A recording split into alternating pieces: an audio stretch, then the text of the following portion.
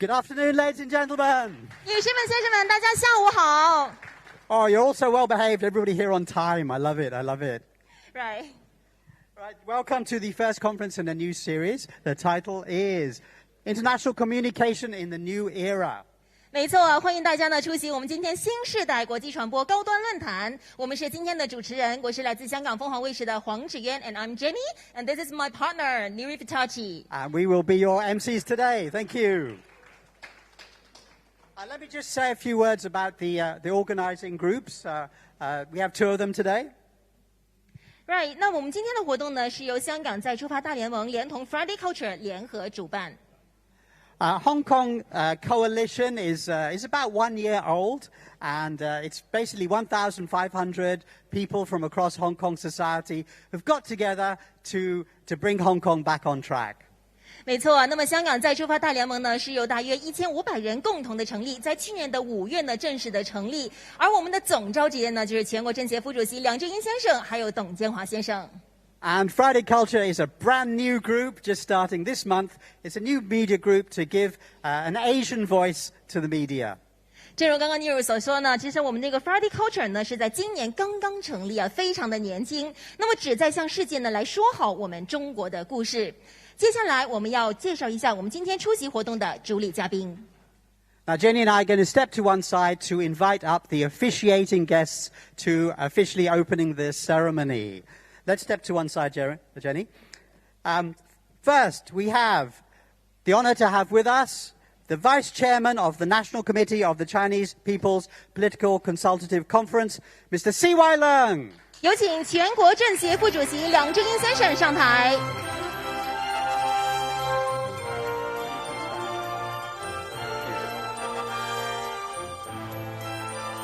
We have with us also the Deputy Director of the Liaison Office of the Central People's Government in Hong Kong, Ms. Lu Xin-ning. 有请中央人民政府驻香港特别行政区联络办公室副主任卢新宁女士上台。We have with us the Deputy Commissioner of the Ministry of Foreign Affairs Commissioner's Office in the Hong Kong SAR, Mr. Yang Yiray.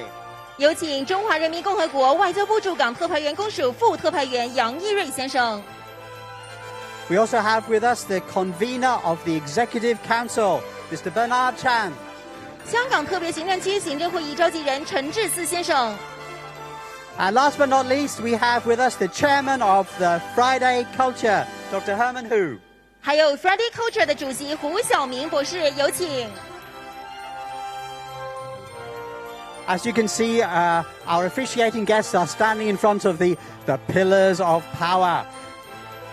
那现在呢，我们将会举行一个简单而隆重的一个启动礼。要有请呢我们台上的几位主礼嘉宾呢，把你们的手放在我们的主礼台上。我们将会一起来倒数3声，然后把手呢放下去。大家准备好了吗 ？Let's all count together. 3, 2, 1, press. Okay, everybody. 3, 2, 1, and press. 新世代国际传播高端论坛正式启动。Congratulations, we declare the conference open. Okay, I'd like you just to stay in place for a moment while you get we'll have a photographs first, and then we'll get a souvenir from Doctor Who. 没错，有请我们台上的主礼嘉宾呢，一起来看向我们大会的摄影师。我们先来一张大合照。同时也要有请呢我们在座的那么多的记者朋友们为我们来记录下这个珍贵的时刻。Thank you. Do we have the souvenirs for your presentation? 要有请胡晓明博士为我们来致送纪念品给我们台上的主礼嘉宾。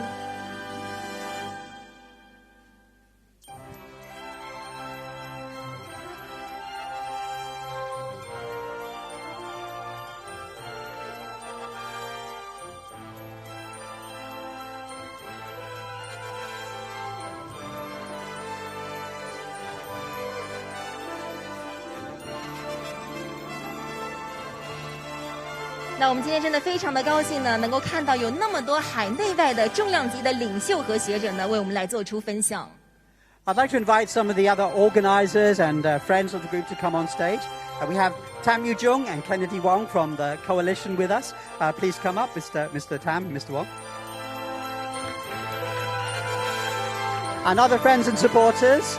We have Nick Chan, Whitman Hong, Henry Ho, Vincent Ho. Please join us on stage. 好，我们现在呢也是请出了香港再出发大联盟的谭佑宗先生、黄英豪先生，以及我们其他的一些 Friday Culture 的合作伙伴和我们的支持机构的朋友呢上台，包括呢有陈晓峰律师、有洪为民教授、何伟峰博士以及何建宗博士。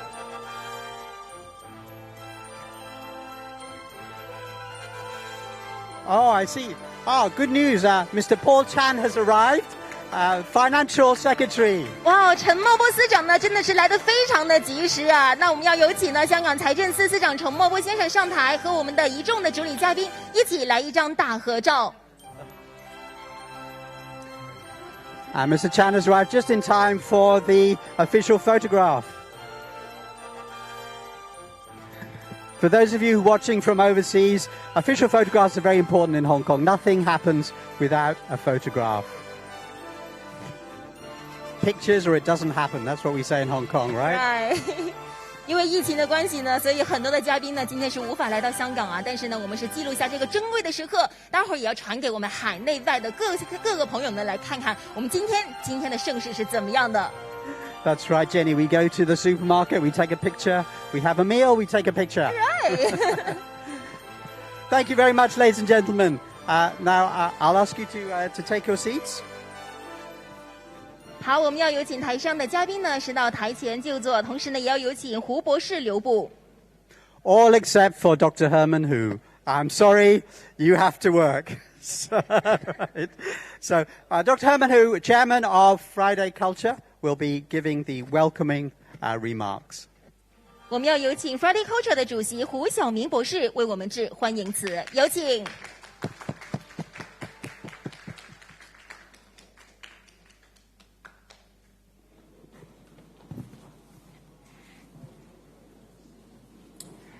Thank you, Nuri. Good afternoon, Mr. C.Y. Leung, Mr. Paul Chan, Madam Lu Xingning, Mr. Yang Yirui, Mr. Bernard Chen, ladies and gentlemen. I'm delighted to give you here a very, very warm welcome. Although this conference will be relatively short, I'm confident that will be highly influential and hopefully even have an impact on the future because of the importance of the theme that we are examining. Our focus is Hong Kong and mainland China, and our theme is international communication in the new era. History is full of moments when you look at what's happening in the world. You know what? The world needs to calm down, sit down, and have a good long talk. It works for individuals. There's no reason why it shouldn't work at a higher level for countries and superpowers. Some people say members of the human race ought to be all friends. I'll take it one step further. Surely we are more than friends, right? We are part of the same family, all 7.9 billion members of us all. How can we inspire members to act more like a happy, united family? How can we create more understanding? Working together is not just something nice to do, but a necessity. Our planet faces many difficulties, and putting our heads together is a crucial tool to ensure humanity's survival. Tim Berners-Lee, the computer scientist who devised the World Wide Web, once said, "We need diversity of thoughts in the world to face new challenges." Talking of putting heads together, I want to acknowledge and thank our partners at the Hong Kong Coalition. This is a group of some of the finest minds in the city, and they have provided enormous help in setting up this event. I also want to take a moment to introduce Friday Culture, a new name you see on banners around the room.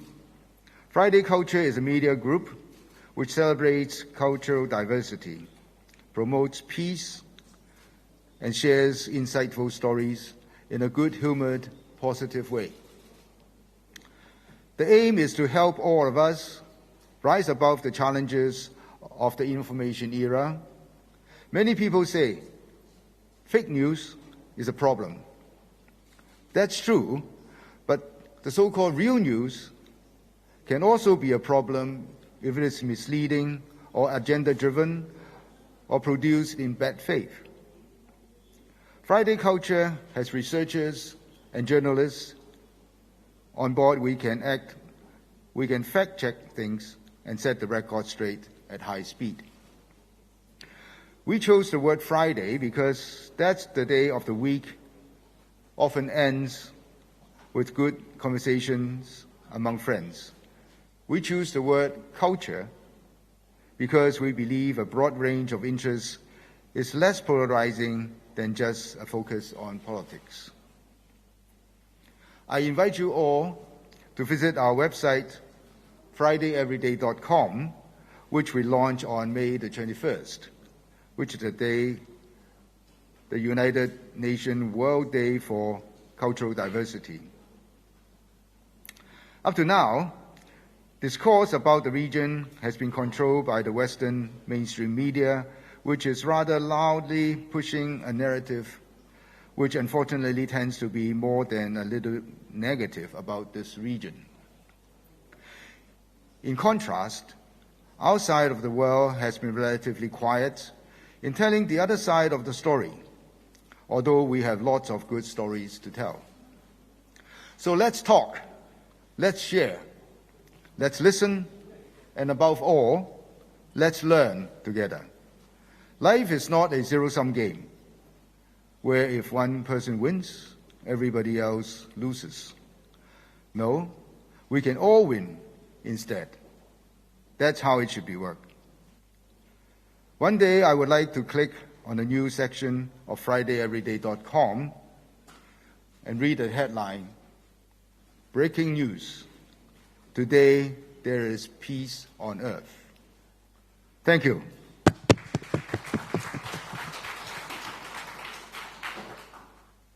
Thank you very much, Dr. Hu. 谢谢胡博士。 Why do you like that? I mean, we're both in the news business. Breaking news, peace on earth. Right, and I'm looking forward to that day, and hopefully it's today. It could be today, couldn't it? But probably not. Let's be realistic. Okay, now we begin the main part of the conference, which is on a very important topic. To give the keynote speech, we're delighted to invite Mr. C.Y. Leung to speak on the mission and role of Hong Kong in the construction of the national image. 现在我们要有请香港再出发大联盟的总召集人梁振英先生为我们发表主题演讲，主题是香港在国家形象建构中的使命和角色。So Mr. C.Y. Leung, please.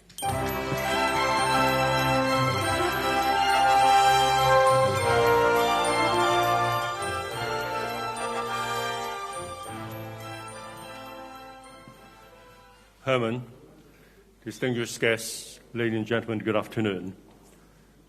2 days ago, the Financial Times published a full-page report under this heading, Wall Street's New Love Affair with China. Obviously, it was not about coronavirus or Xinjiang. It was about American financial businesses breaking into the promising China market. The story started with an announcement a few days earlier of Goldman Sachs' wealth partnership with a state-owned industrial and commercial bank of China. The deal could allow Goldman to draw on the savings of hundreds of millions of the bank's Chinese customers. The report went on to say that China, I quote, is opening its doors wider than ever to foreign firms. I quote again, against this backdrop, some investors say the biggest risk is not getting into China quickly enough. While firms such as Goldman have a long history in China, the recent reforms that have swept across the entire financial industry will allow them to expand much further. For international investment firms, China is the world's most clear-cut opportunity. Now, these are the quotes from Financial Times report on the wealth management market in China. We also hear about how hard the life insurance companies of the world have been trying to break into the China market, especially the bridgehead market of Guangdong. Foreign life companies have just had their starters in Hong Kong. The main cause is the mainland of China. So to the international audience, the China story is not just about politics. It shouldn't be.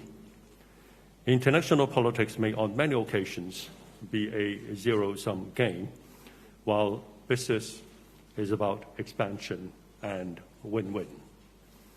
The world's businesses, from small entrepreneurs to multinationals, from CEOs to the public shareholders, are equally interested in what China has to offer. China, as a dependable supplier, as a huge market, or as an investor. After all, China is the most populous country, the second largest economy, and the fastest growing sizable economy in the world. The China business story is not just about the financial sector. I was in Lingang a few months ago, which is one of the Shanghai free trade zones where Tesla has its huge China plant. The scale of Lingang is overwhelming. More to the point, I was pleased to pass by a signing ceremony between China and Japan. The two countries had just started to collaborate on hydrogen-powered vehicles. So, from wealth management to life insurance, from financial services to making cars, from electric cars to hydrogen cars, from the United States to Japan, the audience is out there waiting to hear the China business story, not just political debates. Everyone knows the huge size of China. Everyone knows the speed of changes there. Every business wants to know their prospects in China. Everyone knows that only the surface has been scratched. Everyone wants to act fast and have the first mover advantage. And everyone wants to hear not just the whys, but the whats, the wheres, the whos, and more importantly, the hows of doing business in China. 2 months ago, the Hong Kong Coalition co-organized a webinar on Hong Kong's prospects under the National 14th Five-Year Plan. The theme of the webinar might well be the world's prospects under China's National Five-Year Plan.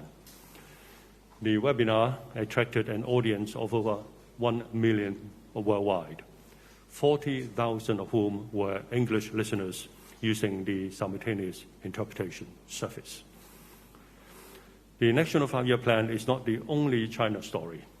What about the Shanghai Five-Year Plan, the Guangdong Five-Year Plan?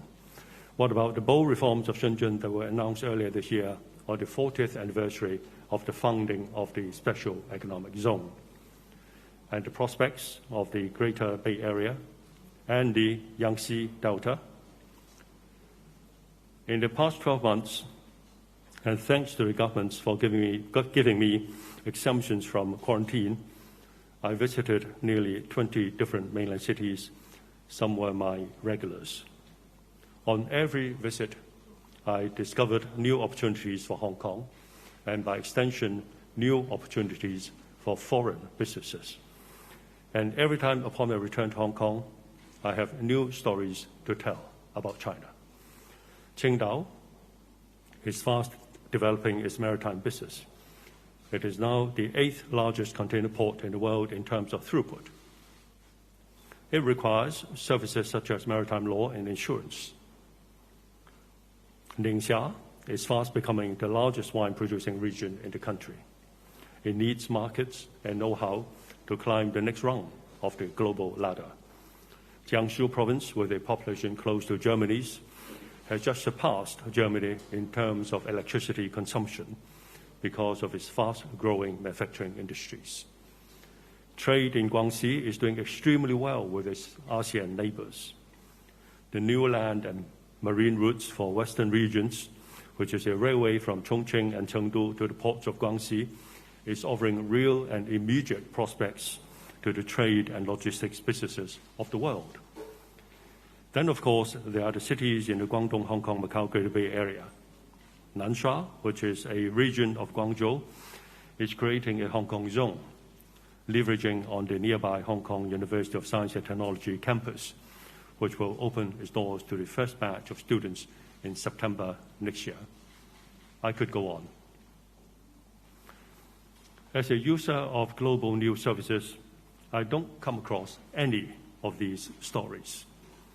In the past 2 years, China continues to surge ahead, opening its doors wider to other countries, and at the same time reforming its own economic sectors. News about the country as reported by the international media have been mostly confined to politics, a result of agenda setting by Western politicians who want to distract from their own government's poor performance and failures. Hence, China is associated not with the false allegation, only with the false allegations of genocide and of the suppression of human rights, democracy, and the freedoms.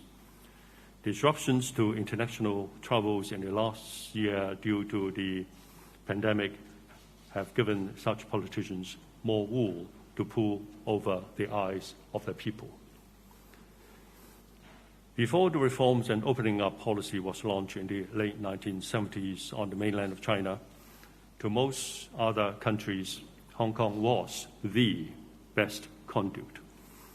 It was the best entrepot, not only for goods and capital flows, but also news, information, and analysis on matters both political and economic about China. Hong Kong also had the best news source and the largest research talent pool when it comes to China. Since the reforms and opening up, Hong Kong has been the single largest source of foreign investments, and the Hong Kong population on the mainland is the largest among all expatriate populations. Hong Kong has the best first-hand information on the country. In recent years, international media organizations have relocated part of their presence from Hong Kong to the mainland, ignoring in the process the unique capabilities of Hong Kong in China research, in interpreting China news, and in telling China stories. Resources allocated by media organizations to the coverage of China does not match the fast-growing importance of the country and the changes in the country as a news subject. The result is a serious defect and a cause for concern. What the audience gets, more often than not, is selective, patchy, and sketchy. Hong Kong has a unique mission and probably an even more unique role in rebalancing the range of China subjects in which the international audience should have an interest. We in Hong Kong definitely have the unique capabilities in sharing our knowledge and views with the international media, or by direct messaging to the international audience. The recent national census reveals that at least 370,000 Hong Kong people reside on the mainland, every one of them a witness to life in China, and everyone a good story source. We owe it to ourselves and to the one country, two systems arrangement to reach out and speak out to the international community. We should present the people of the world with a full range of stories of China. The real China story must come out. The balanced narrative must come out. Hong Kong should take this international podium. Thank you. Thank you very much, Mr. Leung. 谢谢梁振英先生。Well, that was an interesting speech, wasn't it? Wow, I love speeches full of facts and numbers and figures, because you can't argue with facts, can you? 没错，这是刚刚梁振英先生所说呢，香港是有一个非常独特的一个角色，我们一定要把握好机会啊。Yeah, we've heard so much about small numbers of people going west, but why have we not heard about the 370,000 people from Hong Kong who've moved to China? Thank you, Mr. Leung. That was great. We are going on to the main body of the conference, which will consist of two panels, one focusing on Hong Kong and the other on mainland China. Each will open with a short recorded message.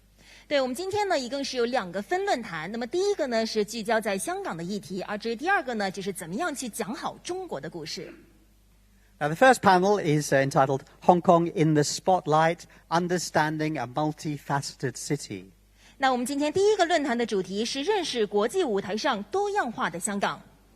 Now, as I said, before we invite our panelists and moderator to the stage, we have a video message. This one will be from Mr. C.K. Yeung. He's the former Associate Vice President of Baptist University and a very passionate speaker on this subject. 没错，在我们今天呢是邀请我们论坛的嘉宾上台之前，首先要请大家收看原香港浸会大学协理副校长杨志庚先生为我们预录的讲话视频。Okay, so I'm going to ask the staff to move this podium perhaps so we can watch the video of Mr. Yeung. So I'm going to step back as well. Thank you, Henry, Friday Culture, and the Hong Kong Coalition team for making this happen. Following on Mr. Leung's eloquent speech, I would like to make 3 points. A. Modern China is the most misunderstood country in the world. B. Hong Kong is the most well-understood Chinese city by the West. And that leads to Hong Kong is the best China explainer to the West. Now first, China. Never before in world history have 1.4 billion people and their beloved government been so grossly misunderstood. And this is strange, given that across the Western world, countless China watchers are studying China through the microscope and telescope. It is a well-established profession. All good universities have a center of China studies. Even here in Hong Kong, as part of China, our universities have centers of China studies, but none have center of US studies. There are no US watchers.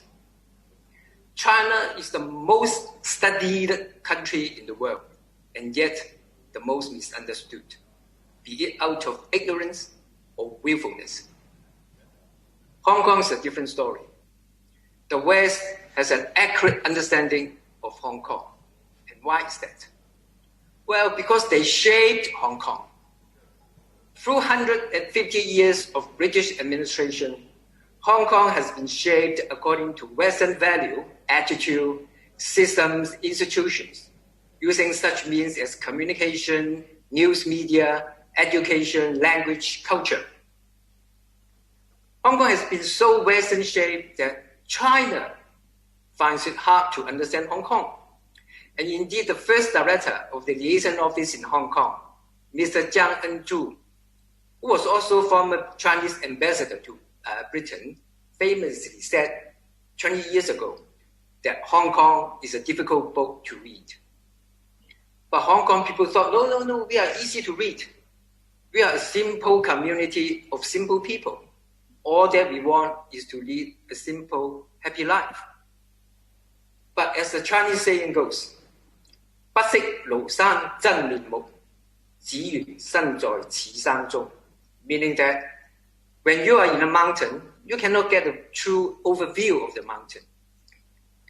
So do Hong Kong people understand Hong Kong? The fact is, half of our population couldn't have imagined that so many Hong Kong people can be so violent, so lawless, and even well-educated professionals can be so gullible to blatant fake news such as police killing protesters in NTR station. Yet another half of our population couldn't have imagined that Hong Kong people can be so heartless to the brutal crackdown of peaceful demonstration, and can be so shamelessly indifferent to the erosion of freedom and democracy. And this is Hong Kong. Now we are in a stage of post-trauma state. Half of our people are soul searching for what are facts and what are fakes. And the other half are soul searching what is black and what's white. Now this collective soul searching, let us see things clearly.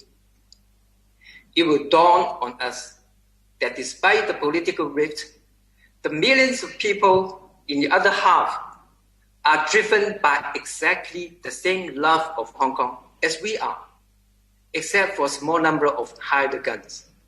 And we all want to see our country going from good to better to best. And this is what bonds us together.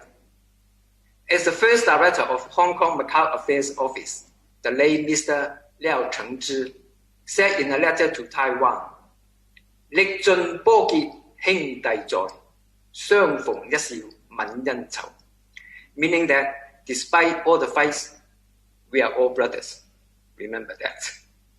So we have this bonding, we have our Hong Kong spirit, the ingenuity, creativity, resourcefulness, and the multifacetedness that have captured the imagination of the West. We are brought up in Western value, we speak their language. Our ability to explain China to the world is second to none. Plus, we have the best system in the world, combining the best of China's system with the best of the Western system. Hong Kong's success is unstoppable.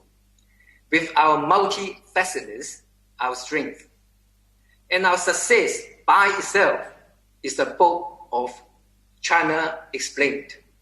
And on this note, over to our eminent panel. Thank you. Thank you very much, Mr. Yang. Well, he's a very passionate speaker, isn't he, Mr. Yang? What he said was really interesting. I mean, basically, he's saying that everybody wants the same thing, a happy, simple life in Hong Kong, right? 没错啊，就是非常可惜，今天呢，C克燕他不能够来到现场，我们也希望下一次呢，可以邀请他来到现场呢，给我们继续来分享那么有趣的一个发言啊。好，那么接下来呢，我们要有请的是南华早报的资深编辑呢 Mr. Yong 上台，为我们来主持这个环节。这个环节的分享嘉宾呢，是包括了有英国电影导演柯文思先生、恒隆地产董事长陈启宗先生，以及兰桂坊的集团主席盛智文博士。Let's introduce our moderator for the Hong Kong panel, and he will introduce the panelists himself. Warm welcome, please, to Mr. Julien-Loïc from the South China Morning Post. Please.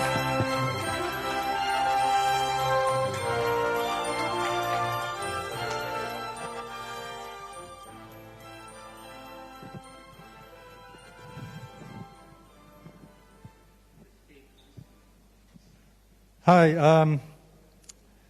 We have a very distinguished panel today, people who really don't need any introduction, but let me just do it anyway to invite them on stage. So Alan Zeman, chairman of the Lan Kwai Fong Group, Ronnie Chan from Hanglong Properties,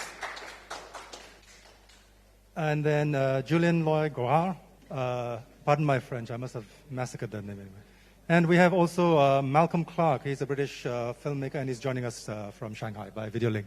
So, gentlemen, please come on the stage.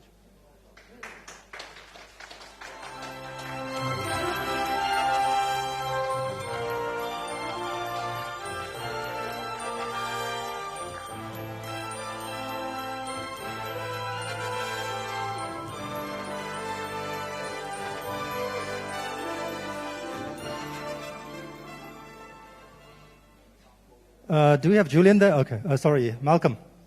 I'm here. All right, ladies and gentlemen, thanks for joining us physically or virtually. My name is Julien-Loïc. I'm the chief news editor at the South China Morning Post. I just have a personal disclaimer to make here. I work for the South China Morning Post, but the opinions I might be stating, I do tend to talk out of turn and say things that tend to get me into trouble. So that will all be my personal view. Please remember that. Alan, you'll remember that as well. Okay. So our topic today, Hong Kong in the Spotlight, Understanding a Multifaceted City. So what we're getting at here is, I mean, the whole theme of this conference is about communication, right? So if you look at the way that Hong Kong is perceived, Hong Kong is projected on the international front, on the international stage by the world media, you would think that our history begins in 2019 when we had these anti-government protests, mass social upheaval, political turmoil, etc. And what we're dealing with as a result of that, whether you want to call it a fallout or you want to call it a reform.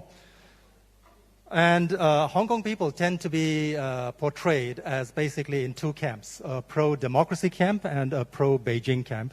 And that's pretty much all Hong Kong is about these days.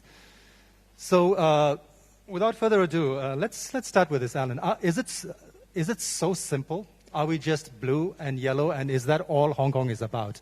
Alan, why don't you start with it?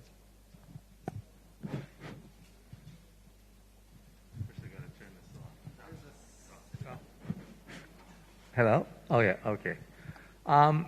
You know, whether Hong Kong is blue or yellow or green or whatever it is, as far as I'm concerned, Hong Kong has never left. It's always been what it is. And Hong Kong is multifaceted, cultural. People don't even realize that. I've been on the board of West Kowloon for 20 years now. What's coming, people don't realize. One of the greatest cultural developments in the world, once people really understand M+, once people understand all the different areas that are being built right now. Hong Kong has many different facets of life. Hong Kong has always been made up of expats, locals, people from China, everywhere.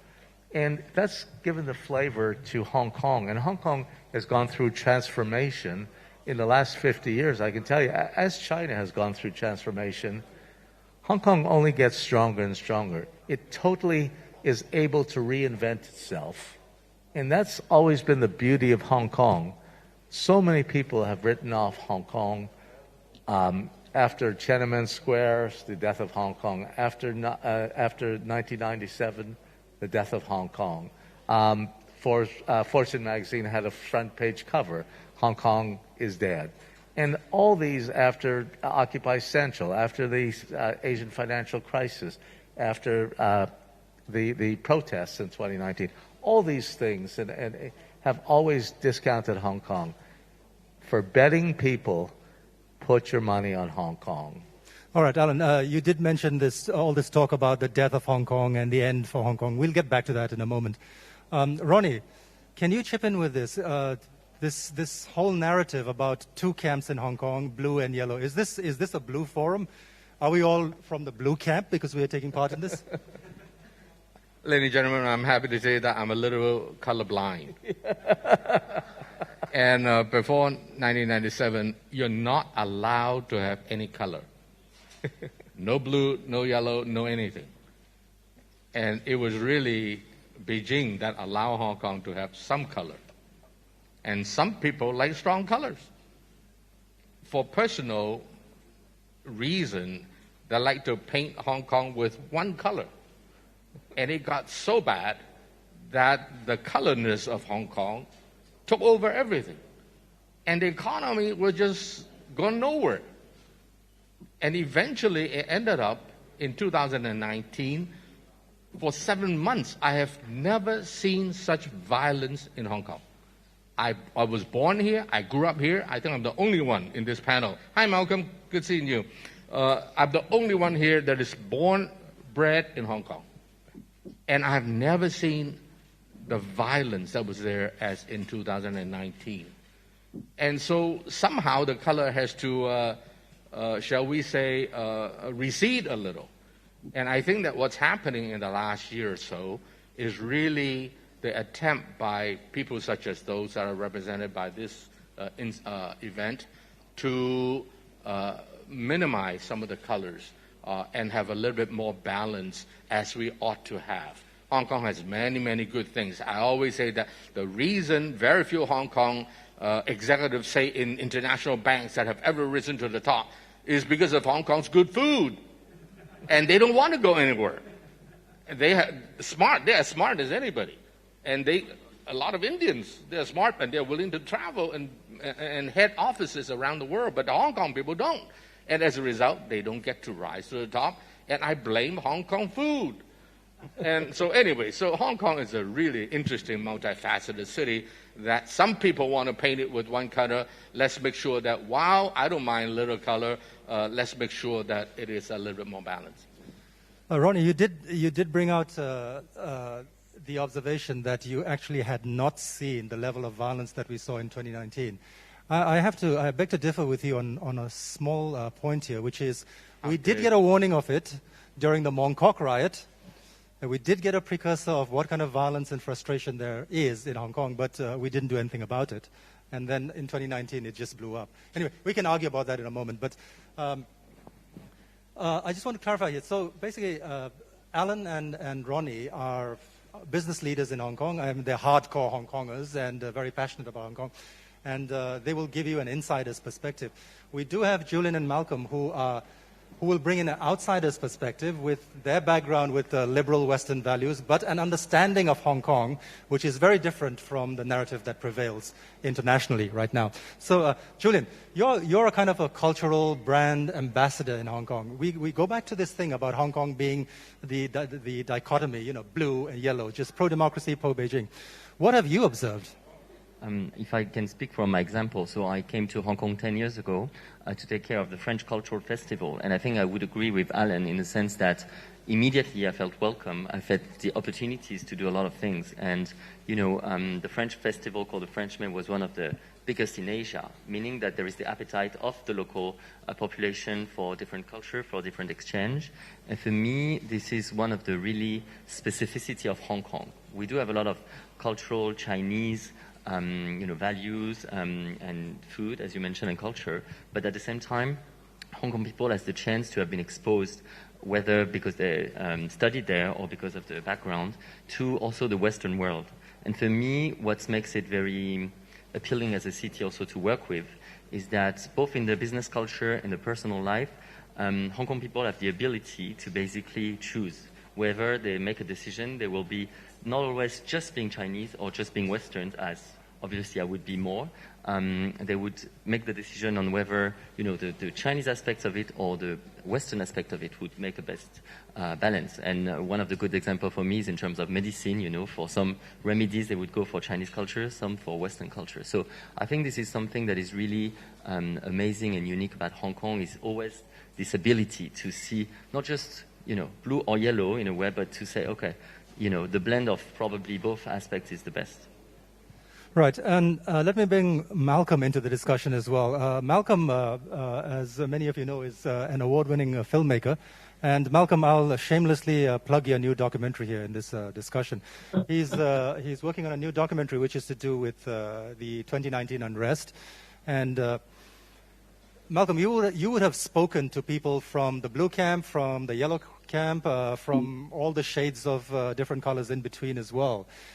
Keeping in mind our theme about Hong Kong being a multifaceted city and not so simplistic as to be divided into two camps. What was your observation?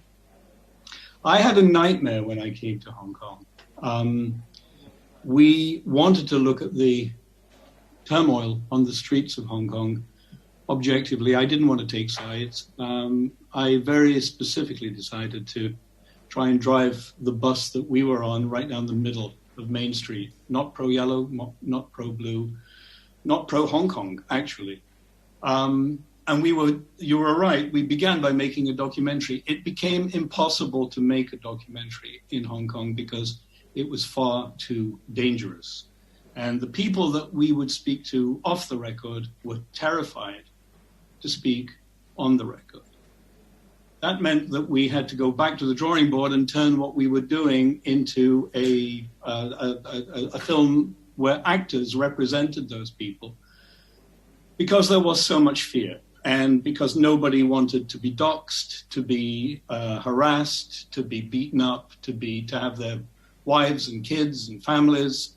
And this is on both sides. I have to say this was not just people being afraid of the yellow side, because the yellow side were very violent. There was an aspect of that which was quite shocking. But obviously a lot of people were scared of the police.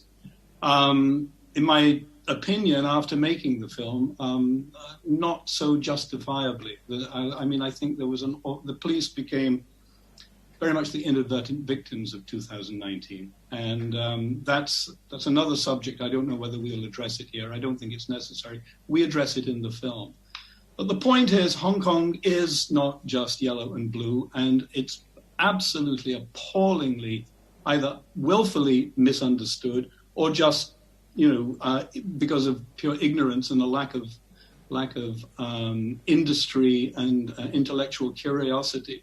Hong Kong is wildly misunderstood by the Western press and wildly misrepresented by the Western press. And that was something that really did kind of rub me personally as, an old judge. I started out as a journalist, but it really bothered me that people whose organizations I revered, like the New York Times, like the BBC, and I can go on, believe me, were so lackluster and it seemed to me just willfully dumbing down the story and making the story effectively, as someone else said, I think it was Alan, a zero-sum game. It wasn't and shouldn't have been a zero-sum game, and it was really poorly spoken about and discussed in the Western press.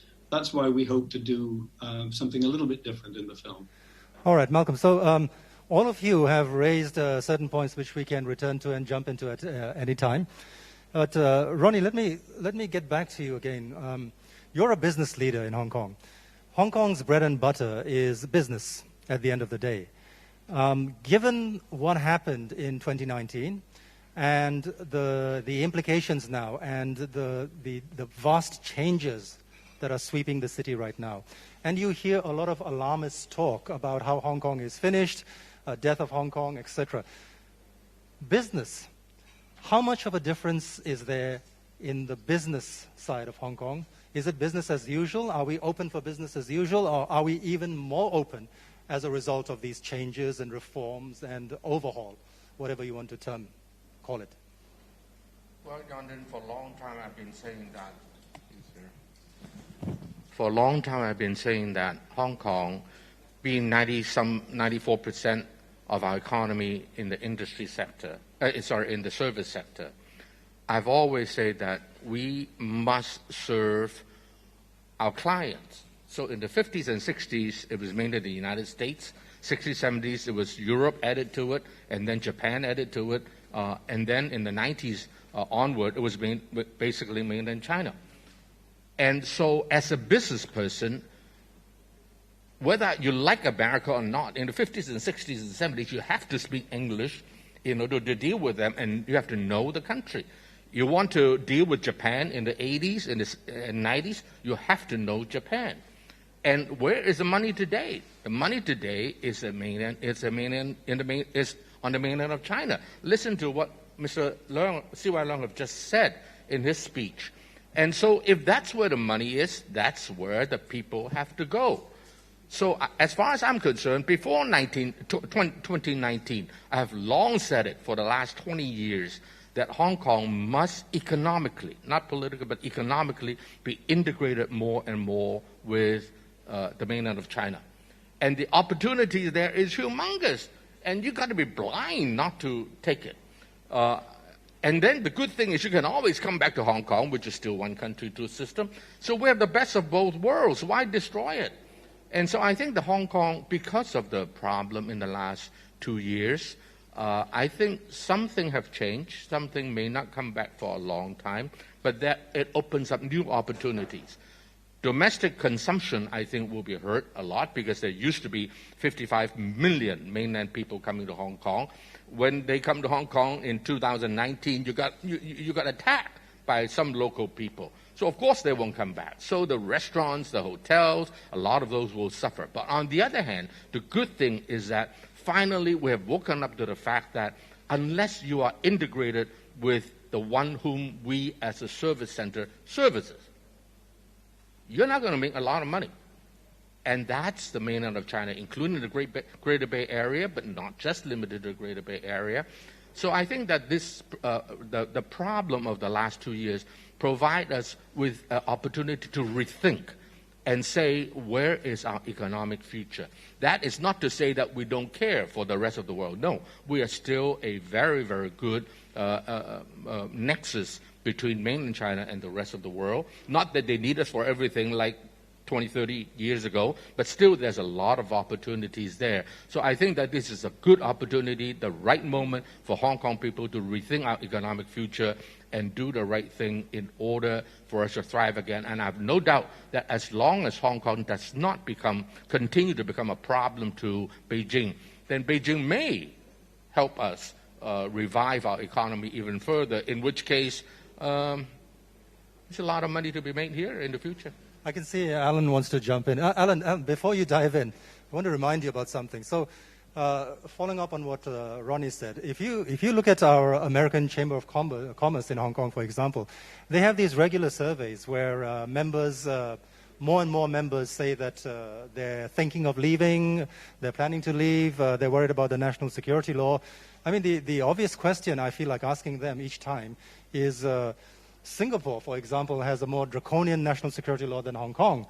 Are they pulling out of Singapore as well? No. So what's the problem with Hong Kong? What is this game?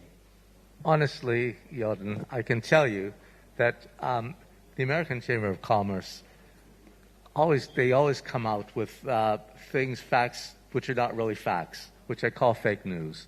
Because if you really listen to really how many people are really leaving, it's media, and you know the media very, very well. Yeah. It makes for a good story. I can tell you, if you really see how many are really going to leave, I'm thinking about leaving, I don't know, 10 years later, during 1997, going up to 1997, people were talking about leaving, some left, but then how many came back? So I don't believe the media, I don't look at the media. As far as I'm concerned, Hong Kong is except the South China Morning Post. Yeah. Well, okay. You have to say that. That's who pays your salary. But basically, at the end of the day, I mean, honestly, Hong Kong, one country, two systems was an experiment that Deng Xiaoping came up with when people in the 1980s were worried about Hong Kong going back to China. And people just were so concerned. And so Deng Xiaoping came up with this brilliant thing, one country, two systems. One country, two systems comes in after 1997, and people have no idea about their identity. Am I Chinese? Am I Hong Kongese? Am I American? Am I British? Everybody was confused. And so we went along for 23, 24 years where it brought Occupy Central, it brought 2019 protests, yellow, blue. We never had yellow or blue or any of that kind of thing. Suddenly, and the media made a lot of it.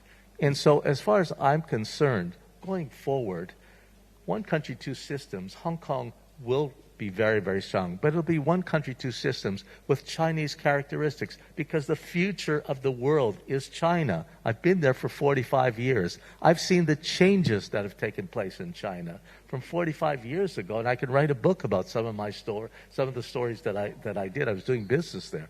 And I could tell you, that's what the U.S. is worried about, and the world is worried about, because they're not used to a new superpower coming. We were the superpower, we're the big guys. Everybody looked up to the Americans. Suddenly, it's China, and everybody wants to get into bed with China. What do you say to the people who don't listen to this message, the ones who keep talking about it's time to leave Hong Kong? You'll always have that. The proof will be in the pudding.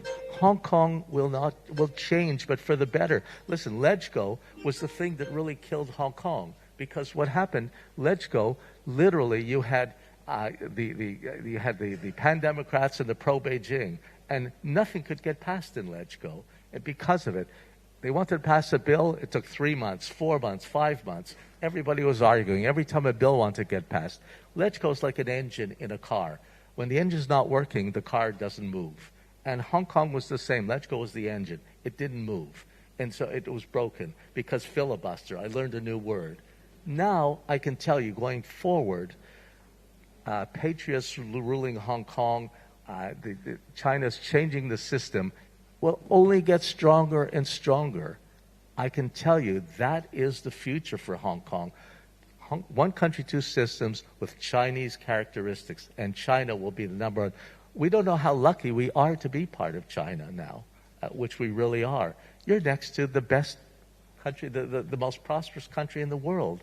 So Hong Kong itself will change, but for the better, because LegCo will be able to pass bills which will make the life of the people better. Before, we were stuck. Bloomberg did an article, I was on the front cover years ago, Hong Kong is stuck. And that's exactly, now we're going to become unstuck. So you can notice that our discussion still is very politically tinged. Julien, there's more than politics in Hong Kong, right? But is there a problem with the way we sell what goes on in Hong Kong in that aspect? I mean, Hong Kong is often seen as some kind of desert when it comes to arts and culture. But we have this massive West Kowloon project, which gets a lot of negative publicity, thanks to the media, Alan. So what's your take on this as somebody who understands culture a bit and brings it to Hong Kong and acts as a bridge with Europe? How do you see it? I think in Hong Kong we're very, very good at making, so we are fast, we make a lot of things, including the West Kowloon Cultural District, which is one of the biggest projects happening. But we always kind of forget about the communication, the marketing behind. And we were joking in preparing the meeting, saying that the French is a bit the way around. We're very good at creating the culture, storytelling behind. And I think that's what we are a bit bad at in Hong Kong, is actually to put this message forward as well, to say, okay, there is actually a lot of things happening. And that's why, being mad with this idea that there is a cultural desert, I decided just 2 weeks ago to create this new platform, Culture Plus, which basically is just there to promote all the cultural events in Hong Kong, because people are like, oh, where can I find that? How do you know? And then just in 1 week, putting the events that everyone is doing, we already have 250, that already are there online happening every week. So it means that we do have a lot of projects, we do have a lot of energies, but maybe the synergies are missing a little bit. We don't have sometimes the overview or the way to work together in being a strong force task to actually communicate. Let me bring a little subversive element into this discussion, which is you gentlemen touched upon it a little while ago. And Malcolm, you can start with this issue. So, and you must have come across it in your filmmaking venture right now. This is a fact that in Hong Kong there is a massive segment of the population which is very unhappy, right? What happened in 2019, the extradition bill triggered this, but it was not only about the extradition bill. Hong Kong has a lot of problems. And we're talking about anything from, Ronnie, from housing, the appalling state of housing, to upward mobility for youngsters. They don't feel included. There are a lot of problems, right? So these people, I mean, the way everyone's talking right now, with all the reforms and with all the changes and with all the overhauls coming up, that you're either with us or you're not with us. There seems to be that kind of mentality. Is that really the right way to go about it? I mean, this is a massive segment of the population which has a stake in Hong Kong and its future. And Malcolm, you must have come across that a lot in your documentary. I did, but the problem was that we were very much dealing with the dynamic of yellow versus blue, and it was very interesting that the yellow side were much more agile in terms of media relations, media manipulation than the blue side. I have to say, and I say it often, that both China and Hong Kong have not been great at telling their own story. They have not been great at getting the world to understand what is at stake here, what the opportunities are, and the truth about the politics also. I am not the right person to talk about politics in a granular way. I'm not a Hong Konger, obviously. I had a deep dive into Hong Kong, a very violent deep dive for several months. But one thing that was abundantly clear, and this has been clear for years, is that and this is where I come kind of apart from the Western press. They did make it a zero-sum game. It was either you were with us or against us. You were pro-China or you were anti-China. And now the twain shall meet. But this has been a city since 1997. I don't blame the British. They were colonialists. I don't blame the British for not bringing Hong Kong along as much as they probably should have done, because it was a subjugated community.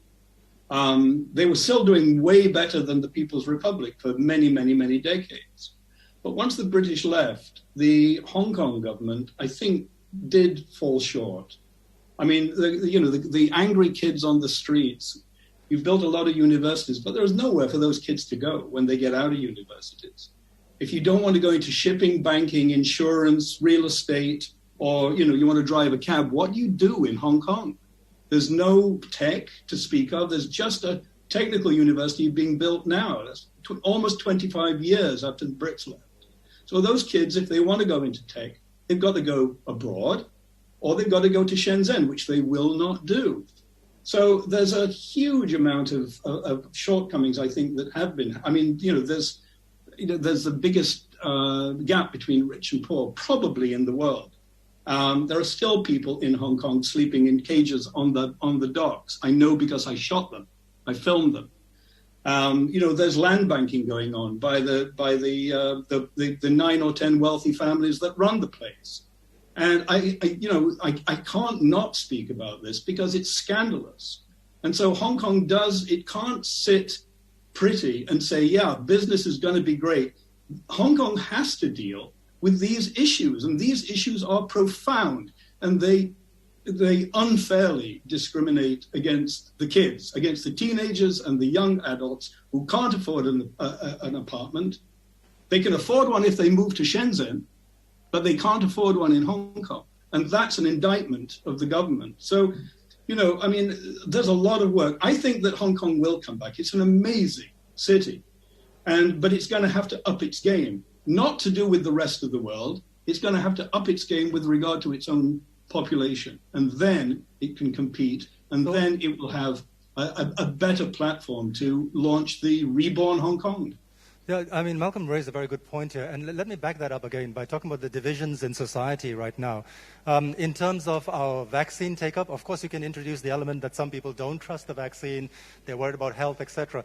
But a lot of the not taking up the vaccine rate has a lot to do with mistrust of the government and this whole revolutionary attitude, per se. The Leave Home Safe app, right? I mean, I have it downloaded on my phone. If I go into a restaurant, I just click it and it's done. But there are people who don't mind spending 10 minutes waiting in a line so that they can fill it up themselves as an act of, rebellion kind of thing. This is the reality. So how do we include all of them? How do we make them understand they have a stake in Hong Kong as well? Not just, explaining to the international community that it's a problem of communication in Hong Kong. But Yanden, until the government realizes that one of our biggest problems is not universal suffrage, is not democracy, is not that. One of the biggest problems we have is the housing problem. And I agree with C.Y. Leung, because I know he's been very vocal and again, about creating more homes. If you look at Singapore, as you said, Singapore has more draconian laws than Hong Kong. But in general, the people are happy because the late Lee Kuan Yew was very, very clever. He knew that a house is a fundamental right for a human being. And what he did was he made sure that 90% of the population could have a house over their head, a roof over their head. And he created mortgages and that kind of things, supplements, in order everyone can own a home in Singapore. And that made, even though the laws are much stricter, the people are happy in general. And then in Hong Kong, because this is a system not from the Chinese, we inherited it from the British. And it just was a carryover after 1997. And so as far as I'm concerned, that is the biggest problem that must be addressed if we want to really bring the world together, if we want to bring Hong Kong together, that people are happy, can be on the same side, that both colors, yellow and blue and whatever, become one. And until because when somebody owns a home, they have face. They feel very, very proud. When you don't, when you're living in subdivided flats, that's a big, big problem. And honestly, hopefully now with LegCo, with changing finally where bills can get passed, then I'm hoping that whoever the next chief executive is really takes that as their number one process to make sure that from 40% of the people that own their own home today, to bring it to 90%, that suddenly you'll have happy people who love China, who love their Hong Kong and love their life. And that's the most important thing. Until then, all the PR you're going to do in the world and whatever is not going to change anything. Ronnie, everyone's complaining about housing, so. Well, first of all, not his fault. He's been in China most. I agree with my friend Malcolm that a lot of Hong Kong young people are unhappy, and there's some good reason for it. Number two, I agree also with Alan that real estate residential prices is a big issue, no question. But I want to remind everybody of the following, a fact. 1997, soon after CH Tung became the chief executive, he announced 85,000 units per year. I understand that the person who initiated that project and sold it to CH is sitting in this room. Yeah, true. And so 85,000 units, at that time, to my knowledge, the financial secretary, later chief executive, Donald Tsang, already found the land for the next 5 years for 85,000 units.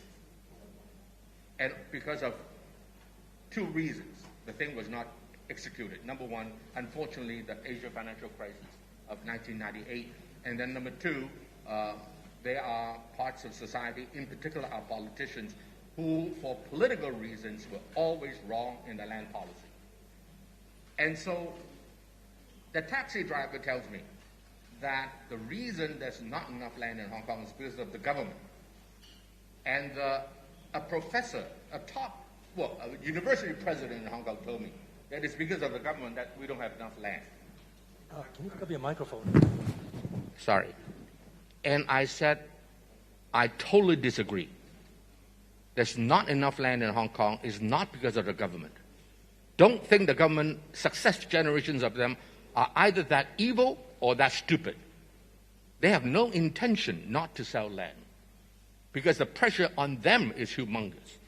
So, and they are not evil that they don't want to sell land so that Hong Kong people can suffer. So who is to be responsible for the lack of land in Hong Kong of the last 24 years? Number one is the politicians. As Alan mentioned, check the record, as I did. Every time the government wanted to sell land, the pan-Democrats politicians said no. One little minor issues of, I don't know, 5 million, 10 million Hong Kong dollars took a year or more to pass the election. More. So that's ridiculous. So they don't want to sell land so that the people can blame the government for not selling land. Successive generations of government leaders, in particular under C.Y. Leung, and then later, even under Kerry, they wanted to sell land, but they were unable to because they were stopped by LegCo. And then they turn around and blame the government for not selling land. That is really, really a trickery that is very, very sad. And the only other party that I would say has to take some responsibility is one of the four chief executives who, under his watch of about 8 years, did not sell land for 6.5 of those. And behind him may be some major business people. I suspect that that is the case. But whatever the case, now that with the national security law, now is the time for the Hong Kong government to, pardon my language, get on its butt and get the land going. And it is a solvable problem. Take 2% of the what do you call it? 郊野公園, what do you call it? The country park. 2% of it. Right now, 42% of Hong Kong's land mass is public country park. Take 2% out. 1% for infrastructure, 1% for residential building. Right now, only 7% of Hong Kong's land mass is residential. So if you add 1% to it, that is 17% more land entering into the market within the next 3-5 years. Exactly. And so it is a solvable problem. It was a political problem. It was not an economic problem. You pinned it on the politicians. We're going to have a far more compliant LegCo now as a result of these changes. So is it time then? That's what I mean. Pardon the French again. I cannot say that here. Get on your butt and get going. Now is the time to sell land when you can, because the main impediment of selling land was the pan-Democrats, politicians. Now it's doable. Let's get on with it. Just a small observation. I noticed both of you evoked C.Y. Leung a bit, quite a bit. Are you backing him for chief executive then for the next term? I don't vote. All right. Can't blame me for trying. May the best man or woman win. May the best person win. Exactly.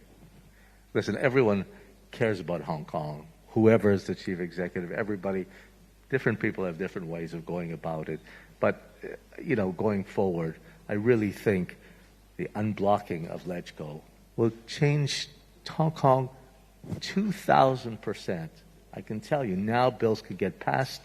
We can see what's happened right now. Since the pandemic have stepped aside for now, bills are getting passed every day. Look at how quickly we passed the voting bill in a short while, which normally would have taken years to pass. And so this is the future. That's why Hong Kong, at one time, Hong Kong was here, China was here. And because of LegCo, China's here, Hong Kong is here. Because China surpassed Hong Kong because we were stuck. We were not moving. The engine was not going. And now it's going to be unblocked. It'll be a new system. And the world can say, China's coming down on our freedoms in Hong Kong. I can tell you, once we continue, and once listen, business people care about money. I used to be in the trading company. I had 36 offices around the world. My buyers from overseas, all they cared about, they didn't care if I was in a country like Bangladesh or other countries, there was corruption, whatever. If the price was right, they want the goods. So people will continue to come to Hong Kong and the Greater Bay Area. 72 million people, 1.5 hour radius from Hong Kong, $1.65 trillion US last year in GDP. You got to be crazy because Hong Kong will continue to be the super connector between the rest of the world and the Greater Bay Area and China. So I can tell you, there is a great future for you, great stories for your newspaper, and it'll continue, and great for everybody, for his cultural thing.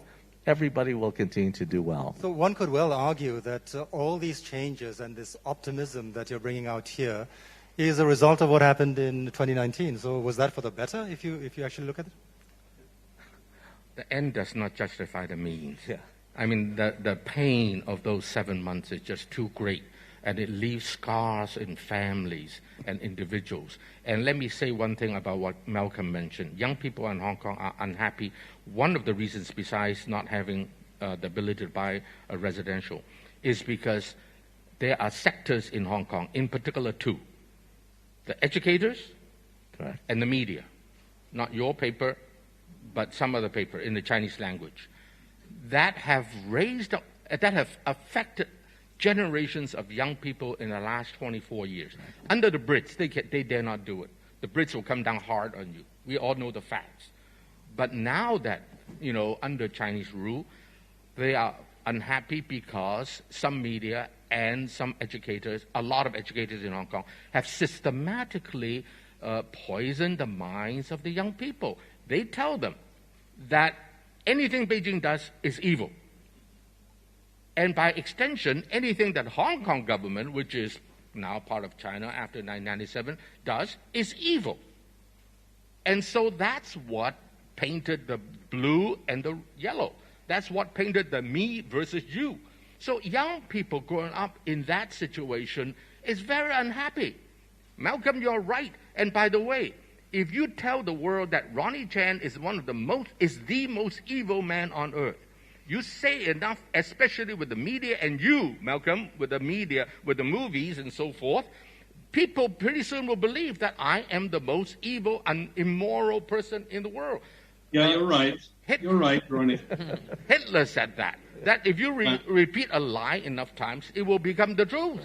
Yes. And that's exactly what happened in Hong Kong in the last 24 years when the most so-called popular newspaper, by the way, they began by having indecent photographs in the newspaper to attract students. Gradually, they diminished that and increased the hatred toward Beijing and toward Hong Kong. And as a result, a whole generation of young people have been poisoned that way. So you wonder how come they're unhappy. They're unhappy for many reasons. And to me, real estate is one, but this is another. Finally, allow me to say this, Yondan. I disagree that there's no opportunity here. The opportunity, I've been saying this for the last 25 years, and that is, go north, my son, go north. Just like in America in the 19th century, go west, my son, go west. If you don't want to go west and you don't succeed, that's your problem. There's free land, the midday, the noonday gun, as much land as you want in those days. Grab it, it's yours to take. Just farm it and become wealthy. Well, Hong Kong, it's time to go north, my son, go north. And I've been saying that for 25 years. All you need to do is please learn Mandarin. I made it a point 21 years ago, to force myself to speak Mandarin, because that's where the money is, my friend. That's where the opportunities are. And so our young people must be able to speak Mandarin. I'm not against Cantonese. I love Cantonese. Cantonese is the most expressive language. If I curse somebody and I haven't finished with the 18th generation before you, I haven't started yet.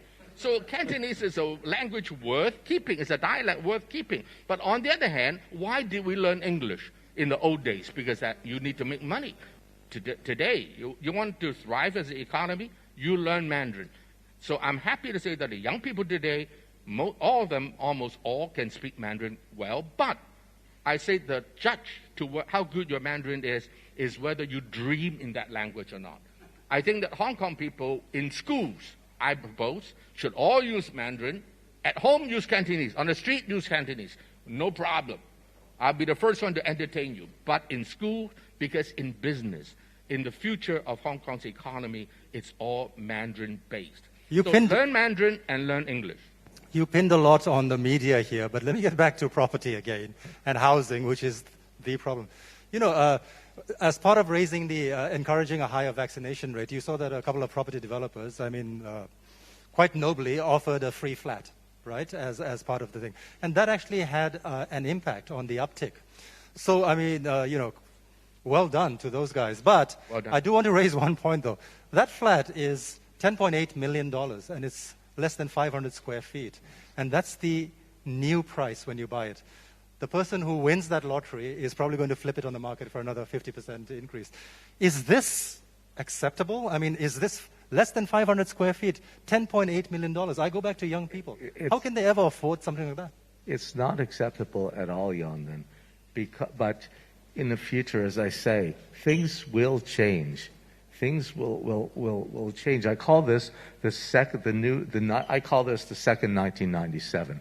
Going from where we are today, the future of Hong Kong is now with the new LegCo, with everything, all the problems or most of the problems that we've had are going to change. The education sector now is changing. My grandkids, are now in school. They didn't have a national identity before. When I was a kid growing up in Canada, every morning I had to salute the British flag and sing God Save the Queen. And here, there was no identity after 1997. Everybody had liberal studies. It was a chance for every teacher to teach what they thought. And now, my kids are singing the national anthem of China every day, every morning. I think that's good, but there has to be a modicum of there has to be some moderation, right? You don't want your kids goose-stepping in school as part of course. It'll be, as I say, one country, two systems is not disappearing. It's one country, two systems with Chinese characteristics, which China will be the dominant power in the world, not in a negative way. So you want to be part of that. I like to be with winners. I don't like to be with losers. The United States system that everybody looked up to when I was growing up, everybody worshipped the United States system. Look at the United States system today. It's broken. It doesn't work. It's a mess.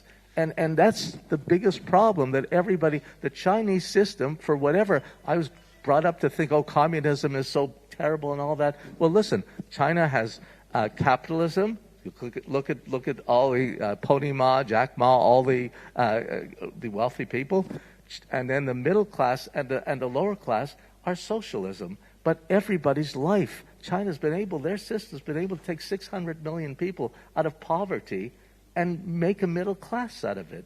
No other country in the world has ever done that in 40 years. And so that is the future. And that's what all the Western countries are worried about. Oh my God, the system that we're brought up to think is terrible, actually works. And Hong Kong is in a place that we're part of it now. We're part of that system. And so the so-called Western system that Hong Kong was based on now doesn't. Every major company in the world is going into China now, wants to open up offices. As you say, Goldman Sachs, Leung just said Goldman Sachs is just doing, because that's where the future is. I just had lunch with one of the famous entrepreneurs on Friday from China, and he was saying that the amount of money, because I'm a part of a company that's doing an IPO in the fourth quarter. Originally, they want to go on the NASDAQ. He said, no, go on the Hong Kong exchange, which I agree, because that's where all the money's coming from China. And that's exactly, in the NASDAQ, you'll get lost. Here, you'll have, listen, our stock market is number 2 in the world. Okay, Alan, I got to interrupt you because time flies when you're having fun, and we have come out of time. There are a few audience questions, and I think I have time to just read out a couple of them which are related, and it's the same issue. Feel free to jump in, anyone of you who can answer it, but keep the answers short, please. It says it's important to tell the China story in a better way. Hong Kong is one. Nowadays, position or background becomes the first concern for many readers also in Hong Kong. The yellow camp doesn't want to read, these are different messages. Yellow camp doesn't want to read anything published by the blue camp, vice versa, even if there's a new platform or a new social media platform, right? So again, very similar, the questions. Would a happy population in Hong Kong speak good stories about China, and therefore the Western world would project positive images about China? So we go back to the same thing, that there's a whole bunch of people in Hong Kong who don't share this vision and who feel alienated. So just very quickly, how do we do it? How do we go forward? But Hong Kong is changing. As I say, more and more yellow, who I know a lot of them because of Lan Kwai Fong and that kind of area and people around. And I can tell you that many, many people, young people, have now realized that they were brainwashed, that they were wrong, and they regret what's happening. And look at how many people are now being locked up and all that. And so Hong Kong is changing, and you're going to see more and more of kind of the norm. It won't be blue and yellow, and it's not going to happen overnight, of course, but it's going to take time. It's an evolution, and then you'll see that Hong Kong will get back on the track, and it will be fine. And so I think in today's world, yes, you still have blue and yellow and all that, but as more and more we become more and more China-fied, and there's nothing wrong with it because that is the dominant place in the world, you'll still have your international characteristics, and that we won't lose because of our basic law, our common law system here, our independent judiciary. China practices the civil law, which most places around the world don't, and that's our strength, and that will continue. So people who just talk about the present only think of the present. I'm supposed to be this one that thinks into the future. I see a bright, bright future for Hong Kong. Okay, Alan, so we're out of time, but that was the last question I wanted to ask, and you pretty much answered it. So if the other 3 speakers could also go into this whole business about Hong Kong's dead, or we're not dead, the best is yet to be. Can we have a comment each from all 3 of you, and then we're done? Well, I think we were all a year ago before the pandemic thinking, okay, everything is bad and then there is nothing to learn from it. And we could see, as Alan mentioned, that suddenly we kind of rediscovered our local market. We had to, change the domestic. And then on the Hong Kong side, we rediscovered our city. Instead of traveling all the time and saying, well, the best about Hong Kong is to be away, it's actually suddenly we rediscovered all the great thing about it. So probably we are also, always learning from the challenges. Okay, Malcolm, because we want Ronnie to end so that we end on an inflammatory note. So. Malcolm. Yeah, you can always rely on Ronnie. I was at a rally towards the end of 2019. It was a rally to thank America for coming to Hong Kong's rescue. And there were people plugged in to the rally from the United States. There was Marsha Blackburn, who is so far to the right that she almost falls off the end. And there was Josh Hawley, and there was Tom Cotton. And they got a rousing round of applause from an audience of teenage and young, early 20s protesters who had no clue that their interests absolutely did not align with these people on almost anything. The point is, Hong Kong is a political football. Hong Kong has allowed itself to become a political football. It is being used cynically by a waning United States and by a desperate Republican Party. Candidly, I lament that, but I'm disgusted by the way that the so-called free press in the West is allowing that narrative to be not explored more honestly and less cynically. The rise of China is the big news story of the 21st century. We all know that. It's going to continue to rise. It's going to continue to be important. Frankly, in my opinion, Hong Kong is very lucky to be a part of China at this seminal moment in its history. And I think if people can just bear with the new Hong Kong, their lives will become far, far better. All right, Ronnie. First, a one-sentence story. A friend of mine visited me, a friend of 30-some years, Western American journalist working for a top global newspaper. She quit because she is unwilling to write some stories that she was asked to write. And so enough for a neutrality in the media. First of all, I think that something Alan said is important, and that is Hong Kong people have never had national identity.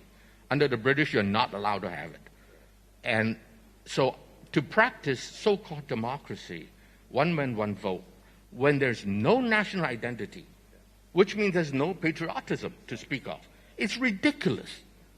It is, in America, whether you're on this side of the aisle or that side of the aisle or with either party, once the national anthem is played, everybody stand up, hand to heart, and everybody sing the same song. In Hong Kong, you would have half of the population stand up and have their back to the flag, and then have terrible hand signs, which I will never allow my sons or grandsons to do, okay? And so when that is the case, how the hell do you practice the so-called one man, one vote democracy? So a lot of things has to be undone, and we are having finally a chance to undo a lot of things and rebuild a lot of things. The sad thing is right now it so happened that U.S.-China relations happen to be in a very, very low state. And so that makes it very difficult to tell the Hong Kong story. So I await the next session to see what they have to say.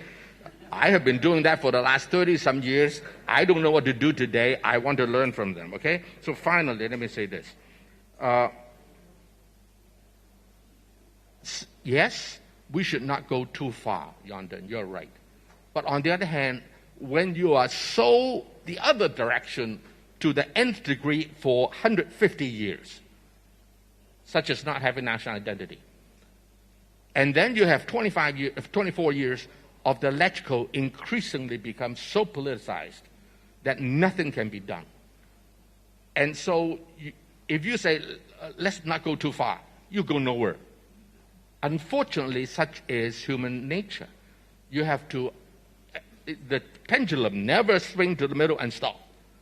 And so we have to let time, as Alan wisely advised, give it some time. It may swing a little bit too much to this side, a little bit too much to that side. The West will continue to give you hell, no question about it. Don't worry too much, as long as Hong Kong leadership and Beijing leadership know what they're doing here. As long as they know what they're doing here, I think Hong Kong should be able to get out of this one. It's a very tough one. It's as big as 1997, if not more. But I think that Hong Kong, with the help of Beijing and Hong Kong local leadership, we don't need a CE that just listens to whatever Beijing says and does it. No.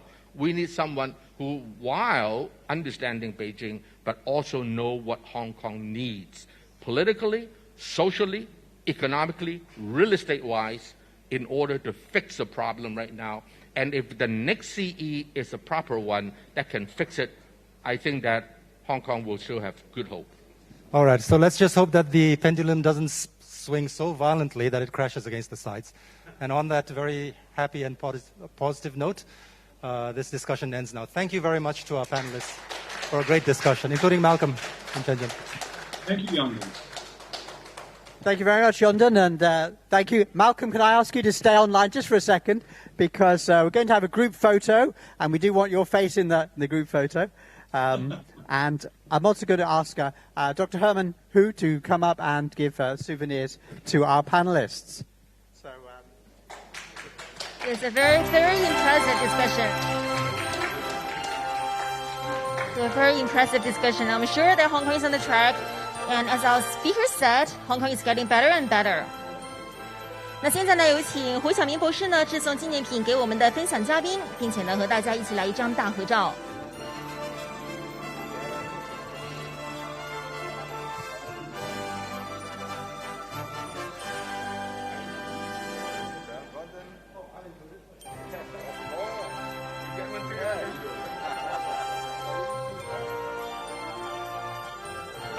Now, Malcolm, as you can see, everybody else has got a gift, but we do have one for you, Malcolm, and we're going to post it to you in Shanghai.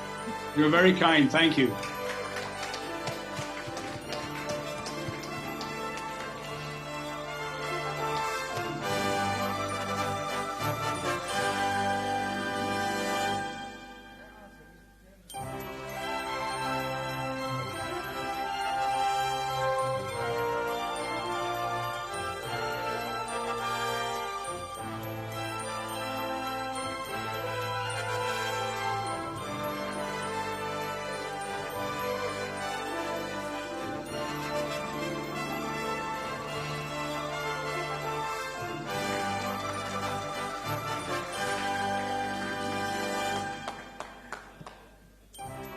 Thank you very much, gentlemen.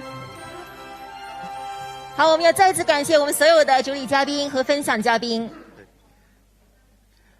Okay, we looked at a very tricky question there, how to tell Hong Kong's story. And now we're going to look at an even harder question, how to tell China's story. 没错，刚刚呢，在第一个分论坛呢，我们是聚焦了香港的问题啊。那么接下来更加困难的、更加具有挑战的是，怎么样去说好我们中国的故事。And I understand we have a very special moderator for the next session, Jenny. Yes, sure. 那么我们在今天的第二个论坛开始之前呢，首先呢要有请大家呢来收看有线宽频通讯有限公司的主席邱达昌先生呢为我们预录的一段讲话视频。Okay, I'm going to be the moderator for the next session. So just take a moment, stretch your bodies, get comfortable because you've been sitting for a while, some of you, and we're going to start. So we're going to start with a short video, as we did for the first session, and the video this time will be David Chu, chairman of iCable Communications. He's going to give a 3-minute presentation on video before we start the panel discussion. So please turn your attention to the screen.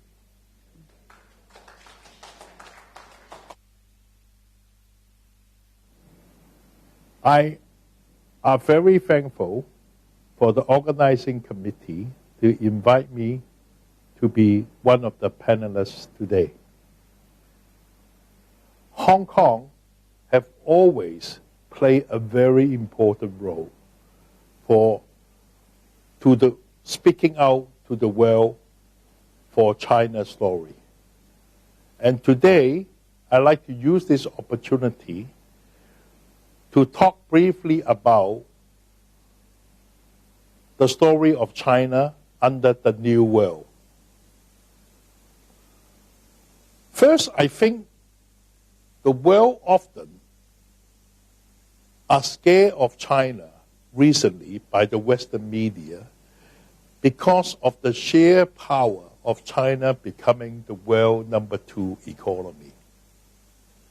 I just want to use this opportunity to share with everybody that there is nothing to fear about China.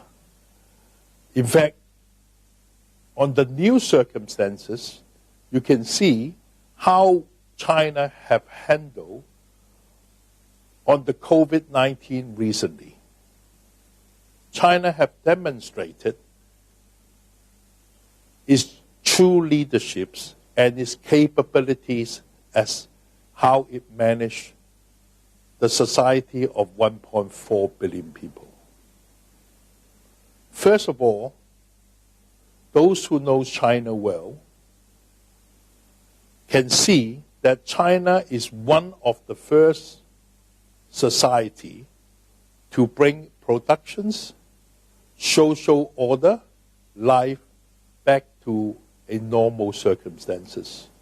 And for that, I truly believe China now can bring and become the engine for the world economic growth engine after the COVID-19 situation.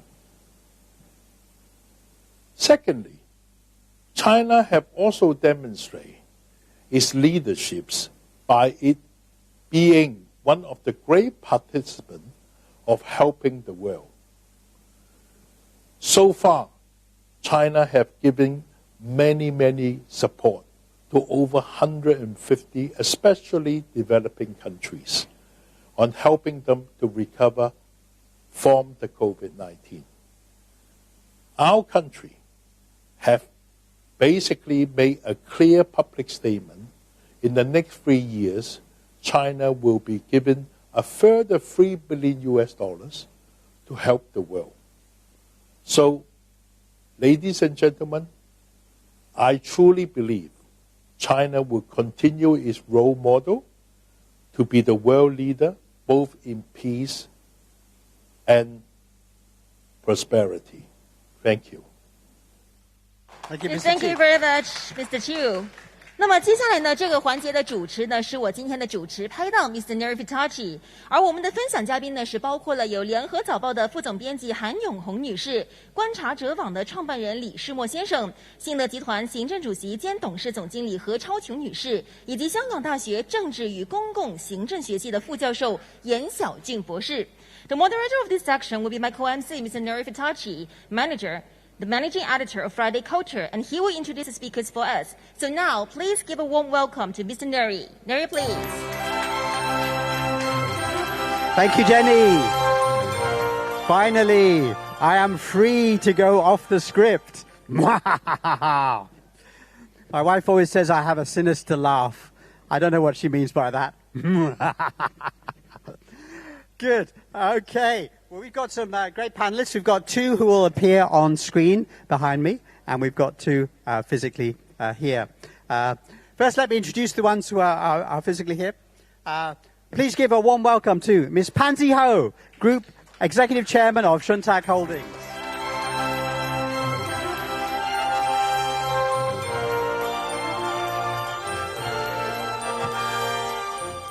Actually, Pansy's famous for many things. She runs a lot of businesses. Of course, she's a member of a famous family. But you know what I like best? She's the head of the Girl Guides Association. And she runs the Hong Kong Women's Federation. I mean, these days, those are the important things, aren't they, Pansy? Speaking up for the rise of the women. Wonderful. We also have with us here physically Professor Yan Xiaojun, Associate Professor of the Department of Politics and Public Administration. He's from Hong Kong University, and he's written so many amazing books. I can't even begin to tell you about them, but and more to come too. Behind us on screen, we're going to have two more speakers. Hanyon Kong is on my far right. Hanyon Kong is a famous editor-in-chief of a Chinese newspaper, the Lianhe Zaobao, in Singapore. But she's been based in China for a long time, so knows how things work in China. She's been based in China and outside China. She's covered all sorts of things from culture to business to politics. So she has a very wide range of interests.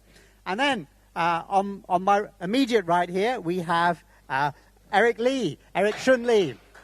Let's give him a warm round of applause.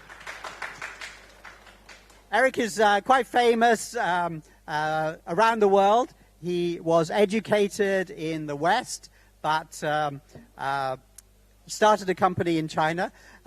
He really came to my attention when he had a viral video in 2013, I believe it was. It was a TED Talk, and it was spread all around the world because he dared to say that America's system was maybe not the best system for developing countries. Perhaps China's system was a better model. Of course, it was outrageous when he said it then, but over those 7 years, we find more and more economists are saying, absolutely, he was right. And he's done many more talks and written many articles in the big newspapers like New York Times that have caused enormous debate and discussion. So very pleased to have him and the other guests. So, okay, now we're going to make this a discussion, so please jump in. Don't feel you have to wait for a particular question. I'm going to start off with a couple of easy points, and then please jump in. First, the main theme of this panel, telling China's story. Now, I look at the newspapers every day, and China seems to be the bad guy of the world. Evil China, doing terrible things, oppressing people and locking people up.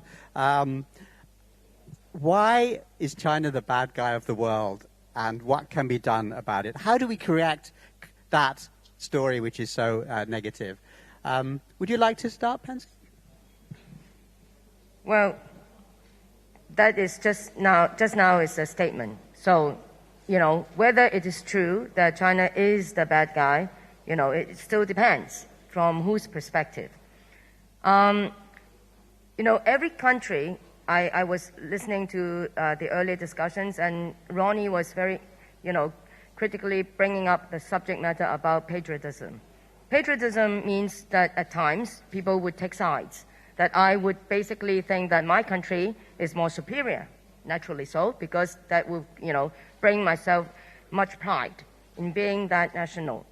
In this case, it has been all too long that the U.S. had dominated the world scene and being the global police, the global Superman. If you watch the movies, all the Marvel characters are American. So you get the point. So what do the superheroes do? They fight the bad people.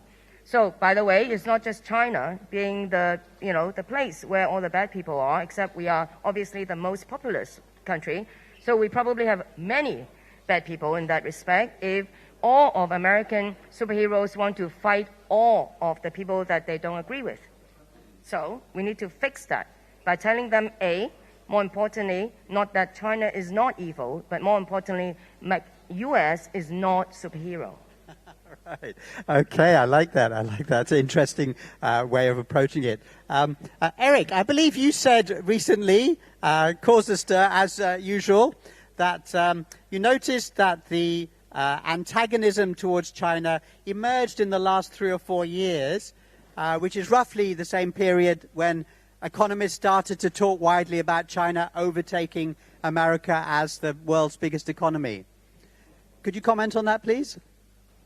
Well, I was trying to make the point that China is getting bad press in the West because China is succeeding.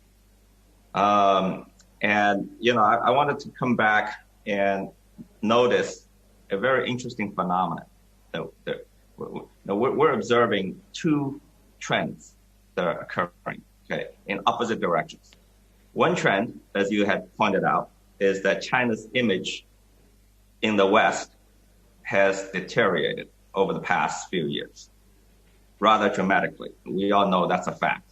There are plenty of survey data, media coverage, all of that. We know that's the case, all right?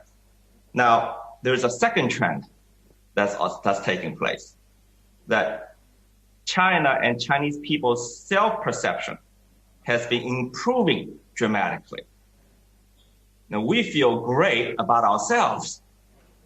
And that is also a fact. If you go on the internet, you just go on the streets.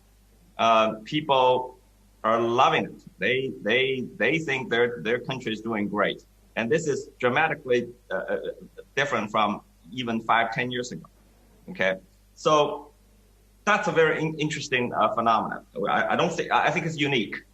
If we compare it with the U.S., for instance, all right, in the last 4 or 5 years, America's standing in the world has deteriorated.